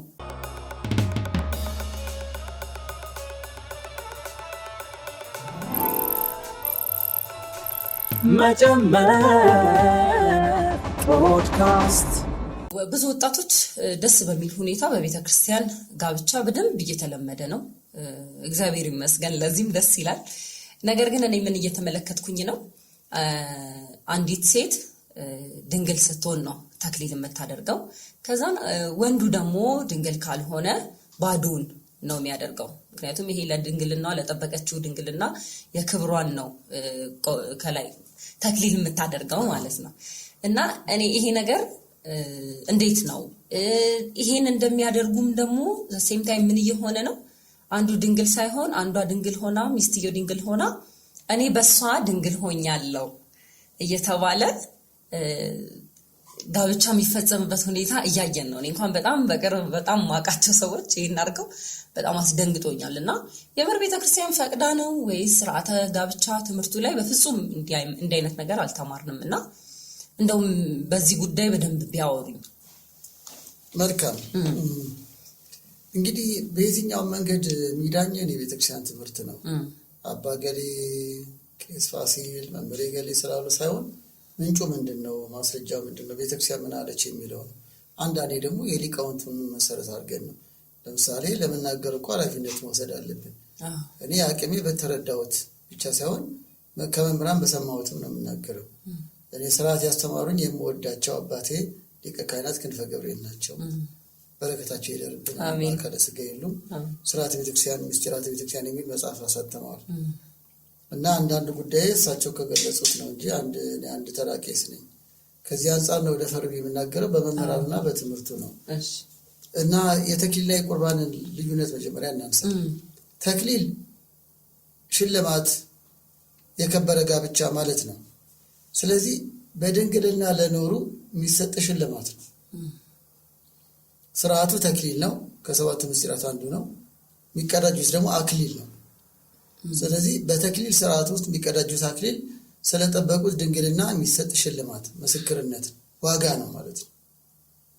በፍትሐ ነገሥት አንቀጽ 24 ላይ በድንግልና ለኖረ ስርዓተ ተክሊል ይደረስለታል። ሌላው መጽሐፈ ተክሊል የቡራኬ የስርዓተ አምልኮ መጽሐፍ ነው። በመጽሐፈ ተክሊል ላይ ምንጮቻችን እነዚህ ናቸው። ስለጠበቀው ድንግልና፣ ስለጠበቀችው ድንግልና እያለ ነው ቡራኬው። ምልክት ነው ማለት ነው። መጽሐፍ ቅዱስም እንዲህ ይላል፣ በስጋም በነፍስም ደናግላን እንዲቀደሱ የጌታን ነገር ያስባሉ። አንደኛ ቆሮንቶስ 7:34 በእጮኝነት ጊዜ ድንግልናቸውን ጠብቀው መኖራቸው የጌታን ፈቃድ ለማሰብ ነው። እንዲቀደሱ ይላል። ድንግልናቸውን ጠብቀው ታቅበው የኖሩት ለምንድን ነው? እንዲቀደሱ፣ በስጋም በነፍስም እንዲከብሩ፣ እንዲባረኩ የጌታን ነገር ያስባሉ። ድንግልናን መጠበቅን ያስባሉ። ስለዚህ ይህን አስበው ለተገበሩት አክሊል ይቀዳጃሉ ማለት ነው። ስለጠበቁት ተጋድሎ ነው። ለምሳሌ ቅዱስ ጴጥሮስ የክብር አክሊል ትቀዳጃላችሁ እያለ ያስተማርበት ቦታ አለ። የጻፈ አንደኛ ጴጥሮስ ምዕራፍ 5 የክብር አክሊል ሰማዕታትን፣ በጾም በጸሎት የተጉትን፣ በክርስትና ምስክርነት የጸኑትን የክብር አክሊል፣ ልክ እንደዚህ ሁሉ ስጋ ፈቃድን ድል ያደረጉም የክብር አክሊል ይቀዳጃሉ። የክብር አክሊል ለመቀዳጀታቸው ምልክት ተክሊል ይደረስላቸዋል፣ አክሊል ይቀዳጃሉ። በሌላ ቦታ ድል የነሳ አክሊል ይገባዋል። ራእይ ምዕራፍ 3 ላይ ድል ስለመንሳት ብዙ ይነግረናል ቅዱስ ዮሐንስ። የመጀመሪያው ድል መንሳት ሰማዕትነትን ነው። ስለ ሰማዕትነት ነው የሚነግረን። የቅዱሳን ሰማዕታት በረከት ይደርብን። ከዛ ቀጥሎ ግን አንዲት ወጣት ፈቃደ ስጋን ታግሶ መኖር ድል መንሳት ነው። በቃ በአሁን ጊዜ ትልቁ ክፉ ንጉሥ የስጋ ፈቃድ ነው። አሁን ሌላ ናቡከደነጾር፣ ሌላ ዲዮቅልጥያኖስ እያስቸገረን አይደለም። ዲዮቅልጥያኖስ የሆነብን የራሳችን ስጋ ነው። ቅድስት አርሴማን ውበቷን ድንግልናዋን በመጠበቅ ሰማያዊት ክብር ተቀዳጀች። የክርስቶስ ሙሽራ ነኝ አለች። የፈቃደ ስጋም ፈተና ድል ያደረገች ነች። ከምንም በላይ ደግሞ እነ ድርጣደስንም ድል ያደረገች ነች። አሁን ላይ ግን የወጣት ፈተና ድርጣደሱ ፈቃደ ስጋ ነው። ምን እያልኩ ነው? የዝሙት ጾርን በወጣትነት ዘመን ታግሶ ታቅቦ ድል መንሳት ሰማዕትነት ዋጋ ነው። ስለዚህ ቤተ ክርስቲያን እናታችን ድል ነስተሻል ልጄ፣ ድል ነስተሃል ልጄ ብላ በአደባባይ በአባቶች በካህናት የተባረከውን አክሊል ታቀዳጃለች ማለት ነው። ሽልማት አንደኛ መውጣት ነው። ታላቁ ሩጫ ሮጠሻል? ሩጫ ግን አንደኛ ያወጣ ይሸለማል። በቃ ተክሊል ማለት ከዚህ ምድር ሩጫ አንደኛ መውጣት ነው። ከፈቃደ ስጋ ሩጫ አንደኛ ወጥቶ መገኘት ነው።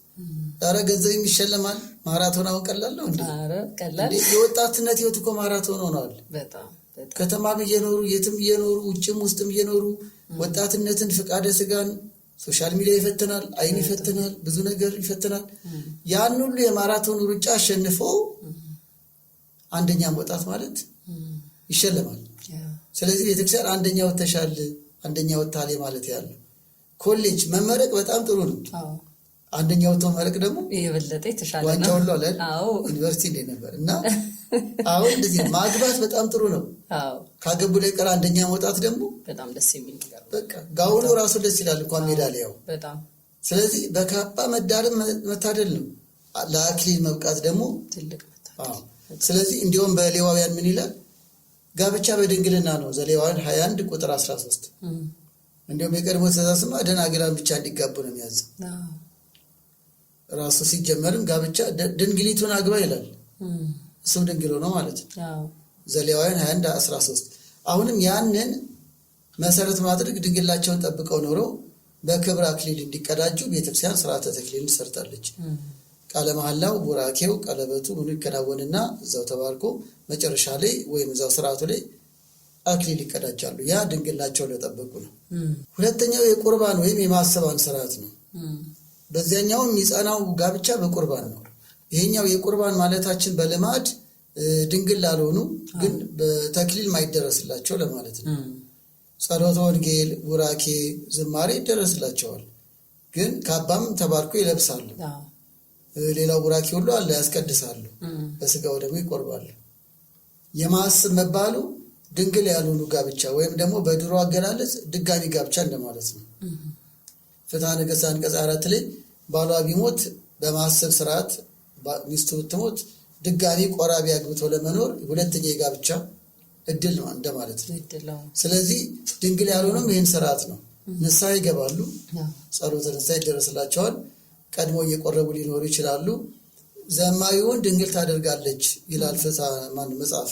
ከዚህ አንጻር ዘማዊውን ድንግል ታደርጋለች ግን የስጋ ድንግልና ሳይሆን የልቦና ድንግልና ነው። ንስሐቸው የልቦና ድንግልና ያሰጣቸዋል። ማንም በደለኛ ከበደሉ ቢመለስ እኔ ይቅር እለዋለሁ፣ የቀደመ ኃጢአቱ አይታሰብበትም ይላል ሕዝቅኤል 18 ላይ። የሟችን ሞት አልወድም። ስለዚህ በተለያየ መንገድ በማወቅም ባለማወቅም ድንግል ያልሆኑ በንስሐ ይታደሳሉ። በንስሐ መታደሳቸው ግን የስጋ ድንግልናን ይመልሳል ማለት አይደለም። ከዚህ አንጻር በንስሐ መመለሳቸውን ተቀበለው ትልቁ ሕይወት እሱ አይደል? በአንድ ሰው መመለስ በሰማይ ደስታ ይሆናል። በማወቅም ባለማወቅም ወድቅ ያለው ተሰብር ያለው አሁን ግን እግዚአብሔር በንስሐ ጠግኖኛል ብለው እግዚአብሔርን ፈርተው መፈራት ለሚገባው መፈራቱን ስተው ሮሜ 13 ቅድም የጠቀስነው በፈሪያ እግዚአብሔር እውነታን ይዘው ድንግል አይደለውም ንስሐ ገብቻለሁ ለንስሐ አባታቸው ራሳቸውን አስመርምረው ጸሎተ ወንጌል ተደርሶ ቡራኬው ተደርሶ ከአክሊሉ በቀር ሌላው ስርዓት ሁሉ ከተክሊሉ የቡራኬ ጸሎት በቀር ሌላው ሁሉ ተደርሶ በስጋው ደግሞ ጋብቻቸው ይፈጸማል። አንድ የሚያደርገው ቅዱስ ስጋው ክቡር ደሙ ነው። ልዩ የሚያደርገው ለደናግላን አክሊል ይቀዳጃሉ፣ ድንግል ላልሆኑ ደግሞ ካባ ብቻ ይለብሳሉ። በዚህ መንገድ ነው። ይሄ ደግሞ በእውነታ መንገድ በእግዚአብሔር ፊት እንዲገለጡ ይበረታታል። እንግዲህ ቅድም እንዳልሽው ቅድም ባልኳቸው መምህርም የተረዳሁት እኔ ድንግልናውን ለጠበቀው ነው የሚደረገው። ይሄው ነው። ለምሳሌ እጮኛሞች ዩኒቨርሲቲ ገቡ። እሱ ስትሬት ኤ አምጥቶ ሜዳሊያ ተሸላሚ ሆነ። እሷ ደግሞ አጋጣሚ ቢ እና ሲ ገጠማት። ተሸለማለች እንዴ? እሱ አልተሸለመም። በቃ በወንድ መመሰሌ እንግዲህ ይቅርታ። አይ ችግር የለውም። ስለሚወቀሱ ልጠግናቸው እና በቃ ባጭሩ ኤ የሱ ነው። እንዴ አትሌቶቻችን ሲያሸንፉ ሚስቴራ ሜዳሊያ ታጠርቃለች እንዴ? ግን ሚስት ክብርት ናት። ከሜዳሊያው ገንዘብ ትካፈላለች። ያም ሆነ ግን ሩጫውን አሸነፈ የሚባለው የሮጠው ነው። እነ ደራርቱም እንደዛው እና ኃይሌም እንደዛው። ሯጩ ነው የሚሸለመው። አለቀ። ድንግልናውን የጠበቀ ነው የሚመሰከርለት የሚሸለመው። ዋጋ የግል ነው። አሁን ታክሲ ተሳፈሩ እንዴት ነው? እኛ ፍቅረኛሞችና ሂሳብ ባንድ ነው እንዴ? ሂሳብ ባንድ የለም። ረዳቱም አይለቅንም። እና አንዱ በአንዱ የሚለው ጋር ልመጣ ፈልጌ ነው።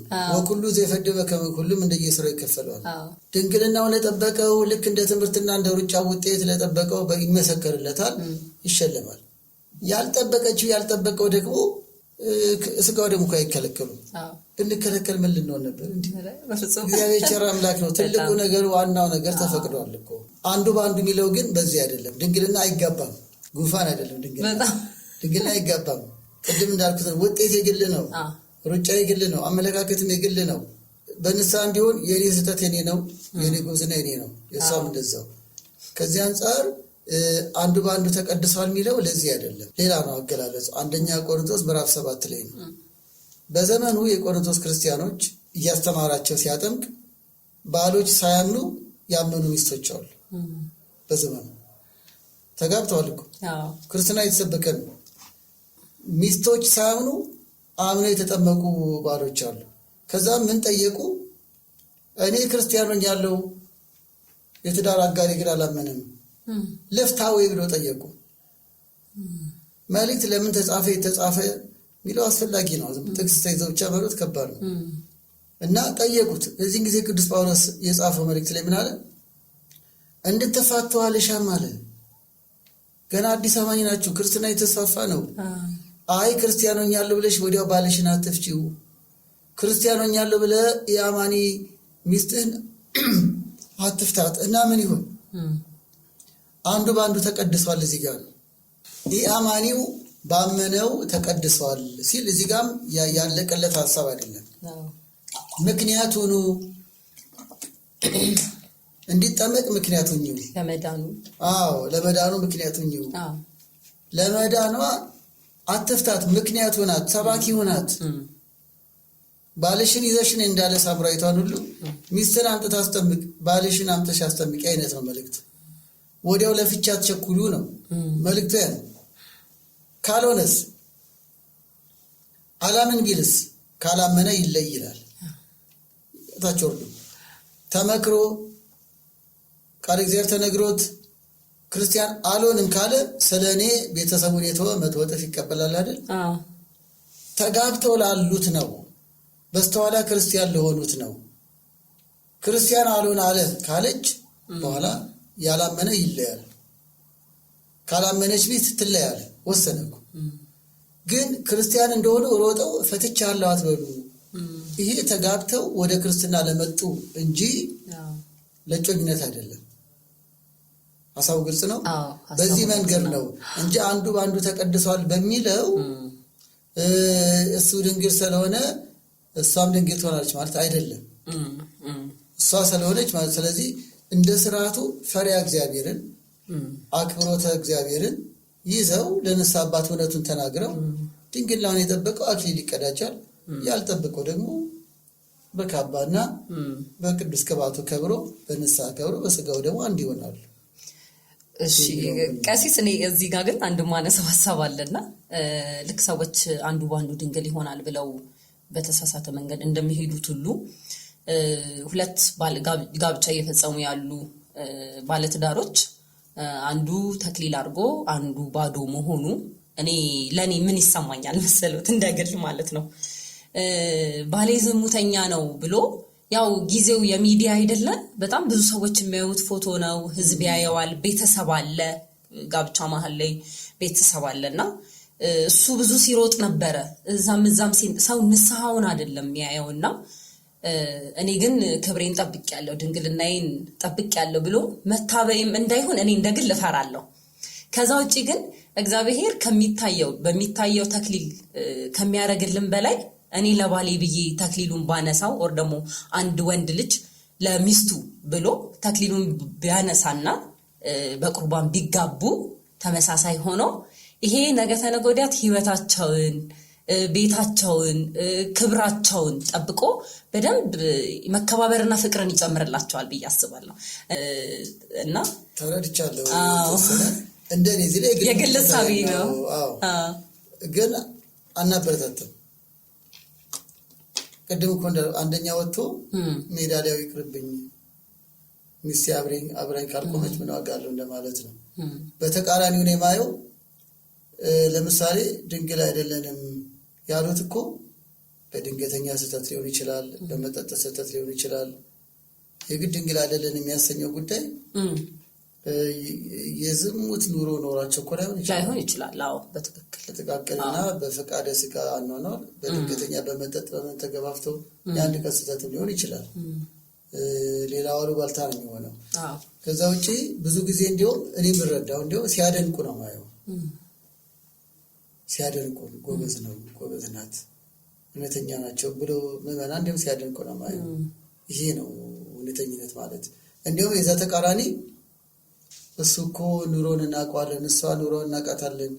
ለምሳሌ ሌላ ክፍለ ሀገር ላይ መውለዱን እንግዲህ መውለድ በነፋስ አይደለም፣ መውለዱን እያወቁ አዲስ አበባ ላይ በተክሊል ተዳረ።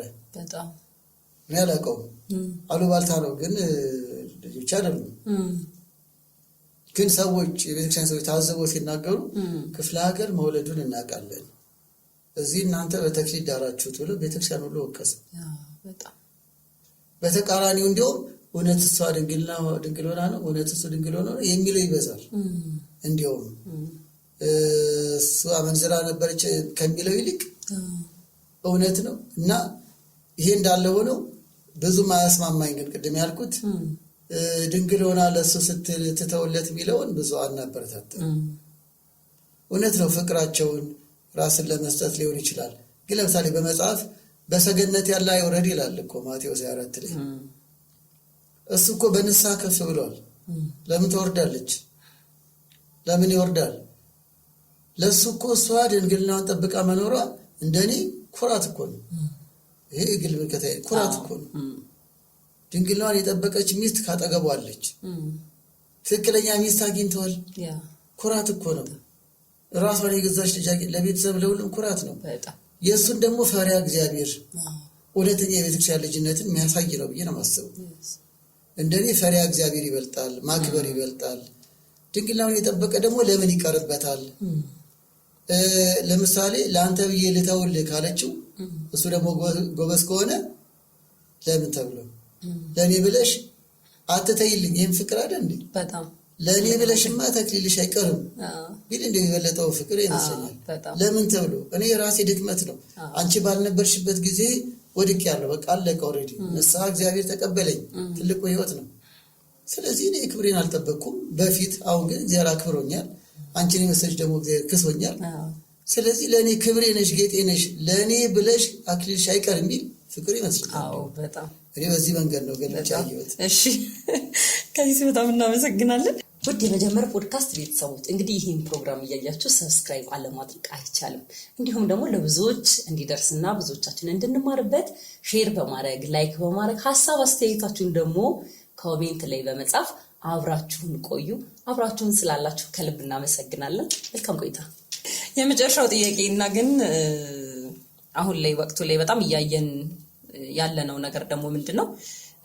ቤተክርስቲያን ስርዓት ልንፈጽም ስንሄድ እንዲሁም ደግሞ በግልም ደግሞ ስጋው ደግሞ ስንቀበል የምንለብሳቸው አልባሳት አሉ እና አሁን ላይ ግን ምን እየሆነ ነው? ይሄ ውጪ ላይ ሰርግ ስንጠራ ልንለብስ የምንችለውን አዲስ ቢሆንም ለብሰን የምንመጣው ይሄ ዘመናዊ የሆነውን ነገር ነው ለብሰን ቤተክርስቲያን ገብተን ስርዓት የምንፈጽምበት እና እሱ ነገር ትክክል ነው ወይ? በጣም ጥሩ። እንግዲህ የጋብቻ ስርዓታችን እግዚአብሔርን ከምንመሰክርበት አደባባይ አንዱ ነው። ዝማሬው፣ ትምህርቱ፣ አለባበሱ። መንፈሳዊ ጋብቻ መንፈሳዊ ሰርግ የሚያሰኘው አንዱ ይሄ ነው። ይሄ ደግሞ ምስክርነት ነው። በሰው ፊት ላይ መሰክርልኝ፣ በሰማይ ባለው አባቴ ፊት ይመሰክርታል። ከምንመሰክርበት አንዱ አለባበሳችን ነው። ይህ ደግሞ ዋጋ ያሰጣል ማለት ነው። በዚህ መሰረት የጋብቻችን ዕለት የምንለብሰው ልብስ ትኩረት ሊሰጠው ይገባል ሲሆን ከዛም ውጭ የክርስቲያን አለባበስ ስርዓት ያለው ነው። በአለባበስም ክርስትና ይገለጣል። በአለባበስም መንፈሳዊ ህይወት ይገለጣል። በአነጋገርና በአለባበስ ጭምር ነው ህይወት የሚገለጠው መገለጫው። ስለዚህ የሚታው አይደለም። ለወንዶች የተፈቀደ ለሴቶች ለካህናት እንዳለ ሁሉ ይልቅም ደግሞ ለስጋ ወደሙ ክብርና ለሙሽርነት ክብር ይልቅም ደግሞ በአደባባይ የሚታይ ስለሆነ ልብሱ ጥንቃቄ ያስፈልገዋል። አንደኛ መቁረቢያ ነው ልብሱ። መቁረቢያ ልብስ ደግሞ ስጋ ወደሙ የሚከብርበት ስለሆነ ማለት ነው። ነጭ ነው። ነጭነቱ ግን ከባህልና ከአጋጣሚ ደስ ስለሚል ብቻ የተሰጠ አይደለም። በሰማይ ያሉ ቅዱሳን የንጽህናና የቅድስና ምሳሌያቸው ሲገልጽ ነጭ ተጎናጽፈው ታየው አለ። የቅዱሳንን ነፍሳት ሲናገር ነጭ ተጎናጽፈዋል ይላል። ነጭ ልብስ ያው ራእይ ምዕራፍ 3 ቁጥር 5። አረ ከዚህም በላይ መድኃኒታችን ኢየሱስ ክርስቶስ ክብር ይግባውና በማርቆስ ወንጌል ምዕራፍ 16 ላይ ነጭ የተጎናጸፈ ጎልማሳ ሆኖ ታያቸው ይላል። ለሱ ነጭና ቀይ ቢጫ ኖሮት አይደለም። ብርሃንን ጸጋን የሚያጎናጽፍ ብርሃናትን የሚያዝ አምላክ ነው። የባሪያ አምላክ ነው። ነጭ ልብስ ለምን ተጠቀሰ? ለእኛ ትምህርት ነው። ትንሣኤውን ሲገልጽልን ነጭ ተጎናጽፎ ብሎ ነው የገለጸልን ወንጌላዊው። በትንሣኤ ነጭ እንደምንለብስ የወዲያኛው ህይወት የቅዱሳኑ ህብረት ምሳሌ ስለሆነ፣ ስለዚህ በስጋ ወደሙ ጊዜም በመሞሸር ጊዜም ነጭ መልበሳቸው ጌታችን ነጭ የተጎናጸፈ መስሎ መታየቱ፣ ነጭ መልበስም በንስሐ ያገኙት ንጽህና ምልክት ነው። ለሰማያዊ ህይወት መታጨት ምልክት ነው። ክርስትና በምድርና በሰማይ ያለ ህብረት አይደለ? ከሰማያን ቅዱሳን ጋር ከእርሱ ጋር ህብረት አለን ይላል እኮ አንደኛ ቆሮንቶስ ምዕራፍ 10። በምንቀበለው ስጋና ደም ህብረት መፍጠር ነው ማህበር። ጽዋ አባል ህብስቱ አንድ ነው አለ እኮ። ከእርሱ በአንድ ህብስት ህብረት እንፈጥራለን አለ። ከጸደቁት ቅዱሳን ጋር እኛም ለነሱ ክብር እንድንበቃ አንዱ መገለጫው ነጭ ለብሰው በስጋ ወደሙ የተቀበሉ መታየትን መኖርን ነው። ስለዚህ በእነዚህ ሁሉ በሰማያን ቅዱሳን ምሳሌነት ሙሽርነትም የክርስቶስና የቤተክርስቲያን ምሳሌ እኮ ነው። ሙሽራ በክርስቶስ ሙሽሪት በቤተክርስቲያን የሚመሰሉበት ነው። ኤፌሶን 5 ዘቦቱ መራት መራዊ ውቱ አለ። ደግሞ ክርስቶስን በሙሽራ መስሎ በዮሐንስ ወንጌል ላይ ሙሽሪት ያለችው እርሱ ሙሽራ ነው። በሰርግ ቤትም ተመሰለ። መብራት የያዙ አይደለም ሙሽራው መብራት የያዙ ወደ ሰርግ ቤቱ ቀድሞ እንደገቡ በምሳሌ ተነገረን። ማነው ዘይታቸውን የሚያዘጋጁ? አሁን የመብራት ነጭ ልብስ አጊጦ ታጥቦ ንጹህ ሆኖ መዘጋጀት በመንግስተ ሰማያት በሰርግ ቤትና በሙሽራ እየተመሰለ ይባስም በክርስቶስ እየተመሰለ ተነግሯል። ለዚህ ሁሉ ምሳሌ ጌታችን በትንሣኤው ነጭ ተጎናጽፎ እንደታየ ሁሉ ትልቅ ምሳሌ እኮ ነው። አብይ ውእቱ ውርዝ ነገር ይህ ምስጢር ታላቅ ነው። የክርስቶስ ምሳሌ እስከመባል የደረሰው ሙሽራ ነጭ ተጎናጽፎ ይታያል ማለት ነው። የቤተክርስቲያን ምሳሌ በደሙ የዋጃት ከጎኑ በማይገቡ እና በክቡር ደሙ የዋጃት ቅድስት ቤተክርስቲያን ምሳሌ ሙሽሪትን ነጭ ተጎናጽፋ ትሞሸራለች ማለት ነው። ባህላዊ ሳይሆን ይህን ሁሉ ምስጢር የሚያሳይ ነው። ስለዚህ መቁረቢያም ነው፣ መክበሪያም ነው፣ የሰማያን ቅዱሳን ህብረት መፍጠሪያም ነው። ምሳሌነቱ ስርዓቱም የከበረ ስለሆነ ነጭ ልብስ በጥለት ያልተንበጎበገ በተለያዩ አይን በሚገቡ የተለያዩ ውበት ማሳያ ሳይሆን ራሱ ነጭ ከነጭ ልብስ በላይ ውበት ምን አለ?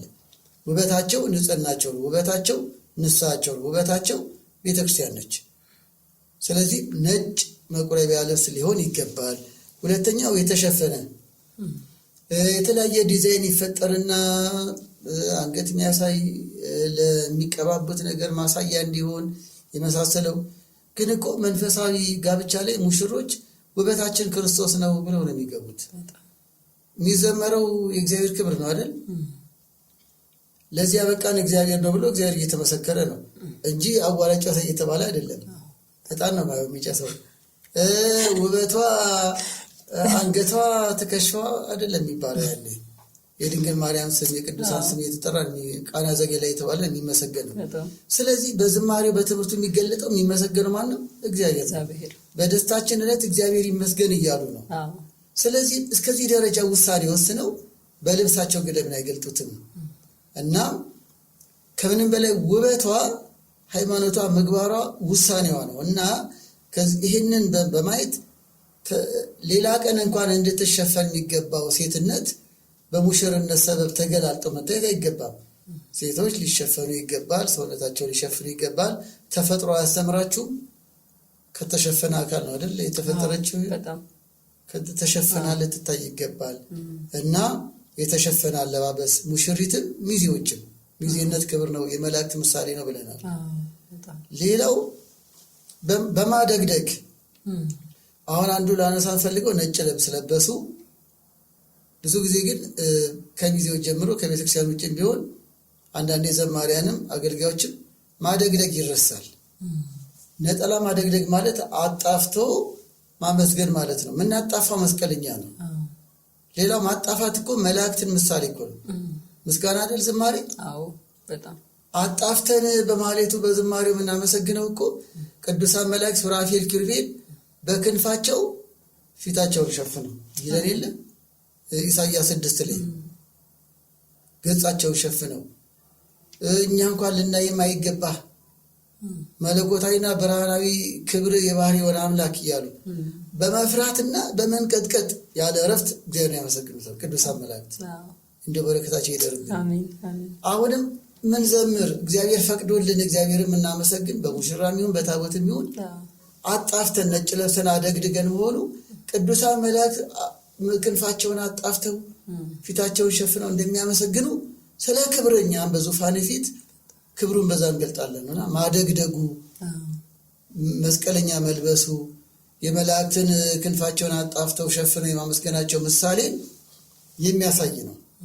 በዚህ መልኩ ሁሉ በአግባብና በስርዓት ይሁን እንዲህ ተብለናል። አንደኛ ቆሮንቶስ 14:40 ላይ ይሄ መሆን ሲገባው አሁን ግን ጌጣጌጥ የበዛው ልብስ ማዘውተር፣ ከስርዓተ ቤተክርስቲያን ውጭ የሆነ ልብስ ማዘውተር፣ ይባስ ብሎ ደግሞ በሰደርያ በካኔቴራ በሚመስል ልብስ ከበሮ መምታቱ መዘመሩ ትውልዱንም እናስብ። ለትውልዱ ትክክል መስሎት እያስተላለፍን ነው። አባቶቻችን ሻሻቸውን አሳምረው ጥንድ ድርብ ለብሰው በማህሌቱ ስርዓት እንደሚዘምሩ ሁሉ ለቤተክርስቲያን አክብሮትና ለቃለ እግዚአብሔር አክብሮት አሁን ያንን እያየን አድገን ዛውፈይን ያውፈይኩ ያንን ተቀብለን ማቀበል ሲገባል አሁን ብዙ ጊዜ የምንታዘበው በአንድ ቄስ አቅም ምንም ማድረግ አንችልም። ግን ከመናገር ወደኋላ ቀር የሚለው ሊኖር ይችላል። ለሰው ከምናደላ ለእግዚአብሔር እናድላ ነው። ታቦት ፊትም ሆነ ዝማሬ ላይ ማደግደግ ይኑር። ነጠላችን አመሳቅለን እንልበስ። ማደግደግ ደግሞ በስርዓቱ ነው። ስንቆርብ እንደምንለብሰው አይነት እንሁን። አሁን ምን ተጀመረ? በካኔቴራ ነጭ ልብስ ነው በሚል ሰበብ ደግሞ በሰደርያ ሙሽራውን ያለ ነጠላ በሰደርያ ልብስ ብቻ አጅበውት ቤተ መቅደስ ሲያጅቡ አይተናል። ቤተ መቅደስ ቆራቢ ሙሽራ ነው ሰደርያ ብቻ ለብሰው ምንም ችግር የለም ተብለዋል። ሸሚዝ ላይ ነጭ ዘፋኞች ምናምኖች እንደሚለብሱት አይነት ሰደርያው መስቀለኛ መስቀል አለው በሚል ሳቤ ይሁን እና እንደዚህ አይደለም። በታቦት ፊት ማደግደግ ግድ ነው። በስጋው ደግሞ ተቀበሉ ሙሽሮችንም ደግሞ አጣፍተን ልናመሰግን ምናመሰግነው ነው ማየት ያለብን። ምንናገረውን ቃል እግዚአብሔር ነው ማየት ያለብን። ሰባኪያኑ አደግድገው አይደለም ልብሰ ተክህኖ ለብሰው አይደለም የሚሰብኩት። እኔ በቲሸርት የሚሰብክ ሰባኪ አላየሁም። ካለም ስህተት ነው አያደርጉትም። እና መዘመራን ምሳሌ ቃል እግዚአብሔር ስለምንናገር አይደል ካባ ለብሰን አደግድገን ምንናገር እኛ ብቁ ሆነን ነው ምን መጥር ሆነን ነው የሚገባን ሆነን ነው አይደለም። ሰባት ለማለት እንኳን ዲያቆናት ሰባት በሉ ሲባል ነጠላ ተፈልጉ ለምኑ ነው? ለቃል እግዚአብሔር ክብር። ታዲያ እንዲህ እናት ቤተክርስቲያን ብዙ ስንድ ሆነ አሳይታል። በአደባባይ ስንዘምር እንዴት ነው? በጃኬት መዘመርና በሰደርያ መዘመር ምን ልዩነት አለ? በተቻለ መጠን ትውልዱን እናስብ። ምን ተካውን እናስብ። አንድ ቄስ ፋሲል በእንደዛ ሆነ ማለት ነገ ይመጣው ቄስ ገሌም ደግሞ ከኔ ሊማር ነው። ለአገልግሎታችን ማሰናከያ አንስት ይላል። በዚህ እንኳን ማሰናከያ አንስት ይላል ቅዱስ ጳውሎስ። በዝማሬም በሙሽርነትም በሚዜነትም ማሰናከያ እንሁን። ጋብቻ አስተማሪ ነው። ሰርግ አስተማሪ ነው። ክርስቶስና ቤተክርስቲያንን በአደባባይ መመስከሪያ ነው። በተቃራኒው ግን ከአግባብ ውጭ ስንሆን ግን ማሰናከያ እየሰጠን ነው። አይነሱ እንዲቆንማ በቃ ይሄ ደግሞ ያስጠይቀናል። ማሰናከያ መሆን ያስጠይቃል አይደል? የወፍጮ ድንጋይ በአንገቱ ቢታሰር ወደ ባህር ቢጣል ይቀለዋል አለ። ያስጠይቀናል። ከዚህ አንጻር ስርዓቱን ብንማር እንደ ስርዓቱ ብንሆን ወጋችን ነው። የባህል ልብስ ይከበር የለ? በጣም የብሔር ብሔረሰቦች ስርዓት ይከበር የለ? ጥሩ ነው እኮ እና እግዚአብሔር ቤት ለምን አይከበርም? የክርስቲያን አለባበስ ለምን አይከበርም? ሌሎች መንግስታዊ ባህላዊ ነገሮች ይከበሩ የለ? ልክ እንደዚህ የሐኪም ቤት የሐኪም መመሪያ አለ። የፖሊስ ቤት የወታደር ቤት የፖሊስ የወታደር መመሪያ አለ። ታዲያ እናት ቤተክርስቲያን መመሪያ ለምን አይከበርም? ለምን ኦቲፊቷን ማናስከብረው? እና በዚህ መንገድ ብናየው በስርዓት ቢሆን ይበረታታል፣ ክብርም ጸጋም ያስገኛል ለማለት ነው። እሺ ቀሲስ ፋሲል በጣም ነው የምናመሰግነው። እግዚአብሔር ያክብርልን። እንግዲህ እኛም ደግሞ በወንጌል የሰማነውን በቃል የሰማነውን ለመኖር ያብቃል። ውድ ተመልካቾቻችን ቀሲስ በጣም ከተጣበበ ጊዜያቸው ላይ ጊዜያቸውን ሰጥተው እዚህ ሊያስተምሩን ሊመክሩን መጥተው ጊዜያቸውን ስለሰጡን በጣም በጣም አድርገን እናመሰግናለን። እግዚአብሔር እድሜና ጤና ይስጦት፣ የአገልግሎት ዘመኖትን ያርዝምልን። እንግዲህ ደግሞ ነገ ተነገ ወዲያም ደግሞ እንዳስፈላጊነቱ መማር ስንፈልግ እንዲሁም ደግሞ ተመልካቾቻችን ጥያቄ ሲኖራቸው ድጋሜ ጠርተናቸው እንግዳችን እንደሚሆኑ ተስፋ እናደርጋለን። እሺ እንግዲህ የመጀመር ፖድካስት የመጀመሪያው እንግዳ ስለሆነ በእግዚአብሔር ስም አመሰግናለሁ። ተመልካቾች ያው ሼር እንዲያደርጉ ሰብስክራይብ እንዲያደርጉ ትምህርት እንዲማሩበት። አሁን እንግዲህ ሶሻል ሚዲያ ማስተማሪያ ነው። በጎን ብናበረታታ ለልጆቻችን ለቤተሰቦቻችን መልካም ነው እላለሁ። ከዛ ውጪ የመጀመር ጀማሪውን ዳይሬክሽን ሁሉ ቀጣይ ለመሆንም አባል ለመሆንም ዝግጁ ነኝ። እኔ አንድ ተራ ቤተክርስቲያን አገልጋይ ነኝ። ከኔ የተሻሉ መምህራንም እንደሚቀርቡ ተስፋ አደርጋለሁ።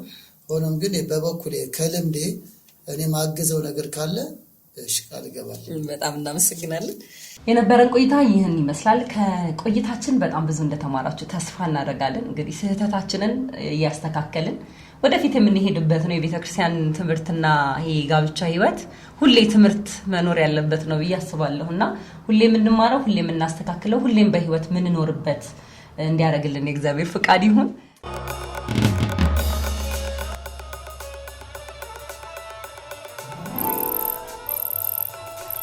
መጀመር ፖድካስት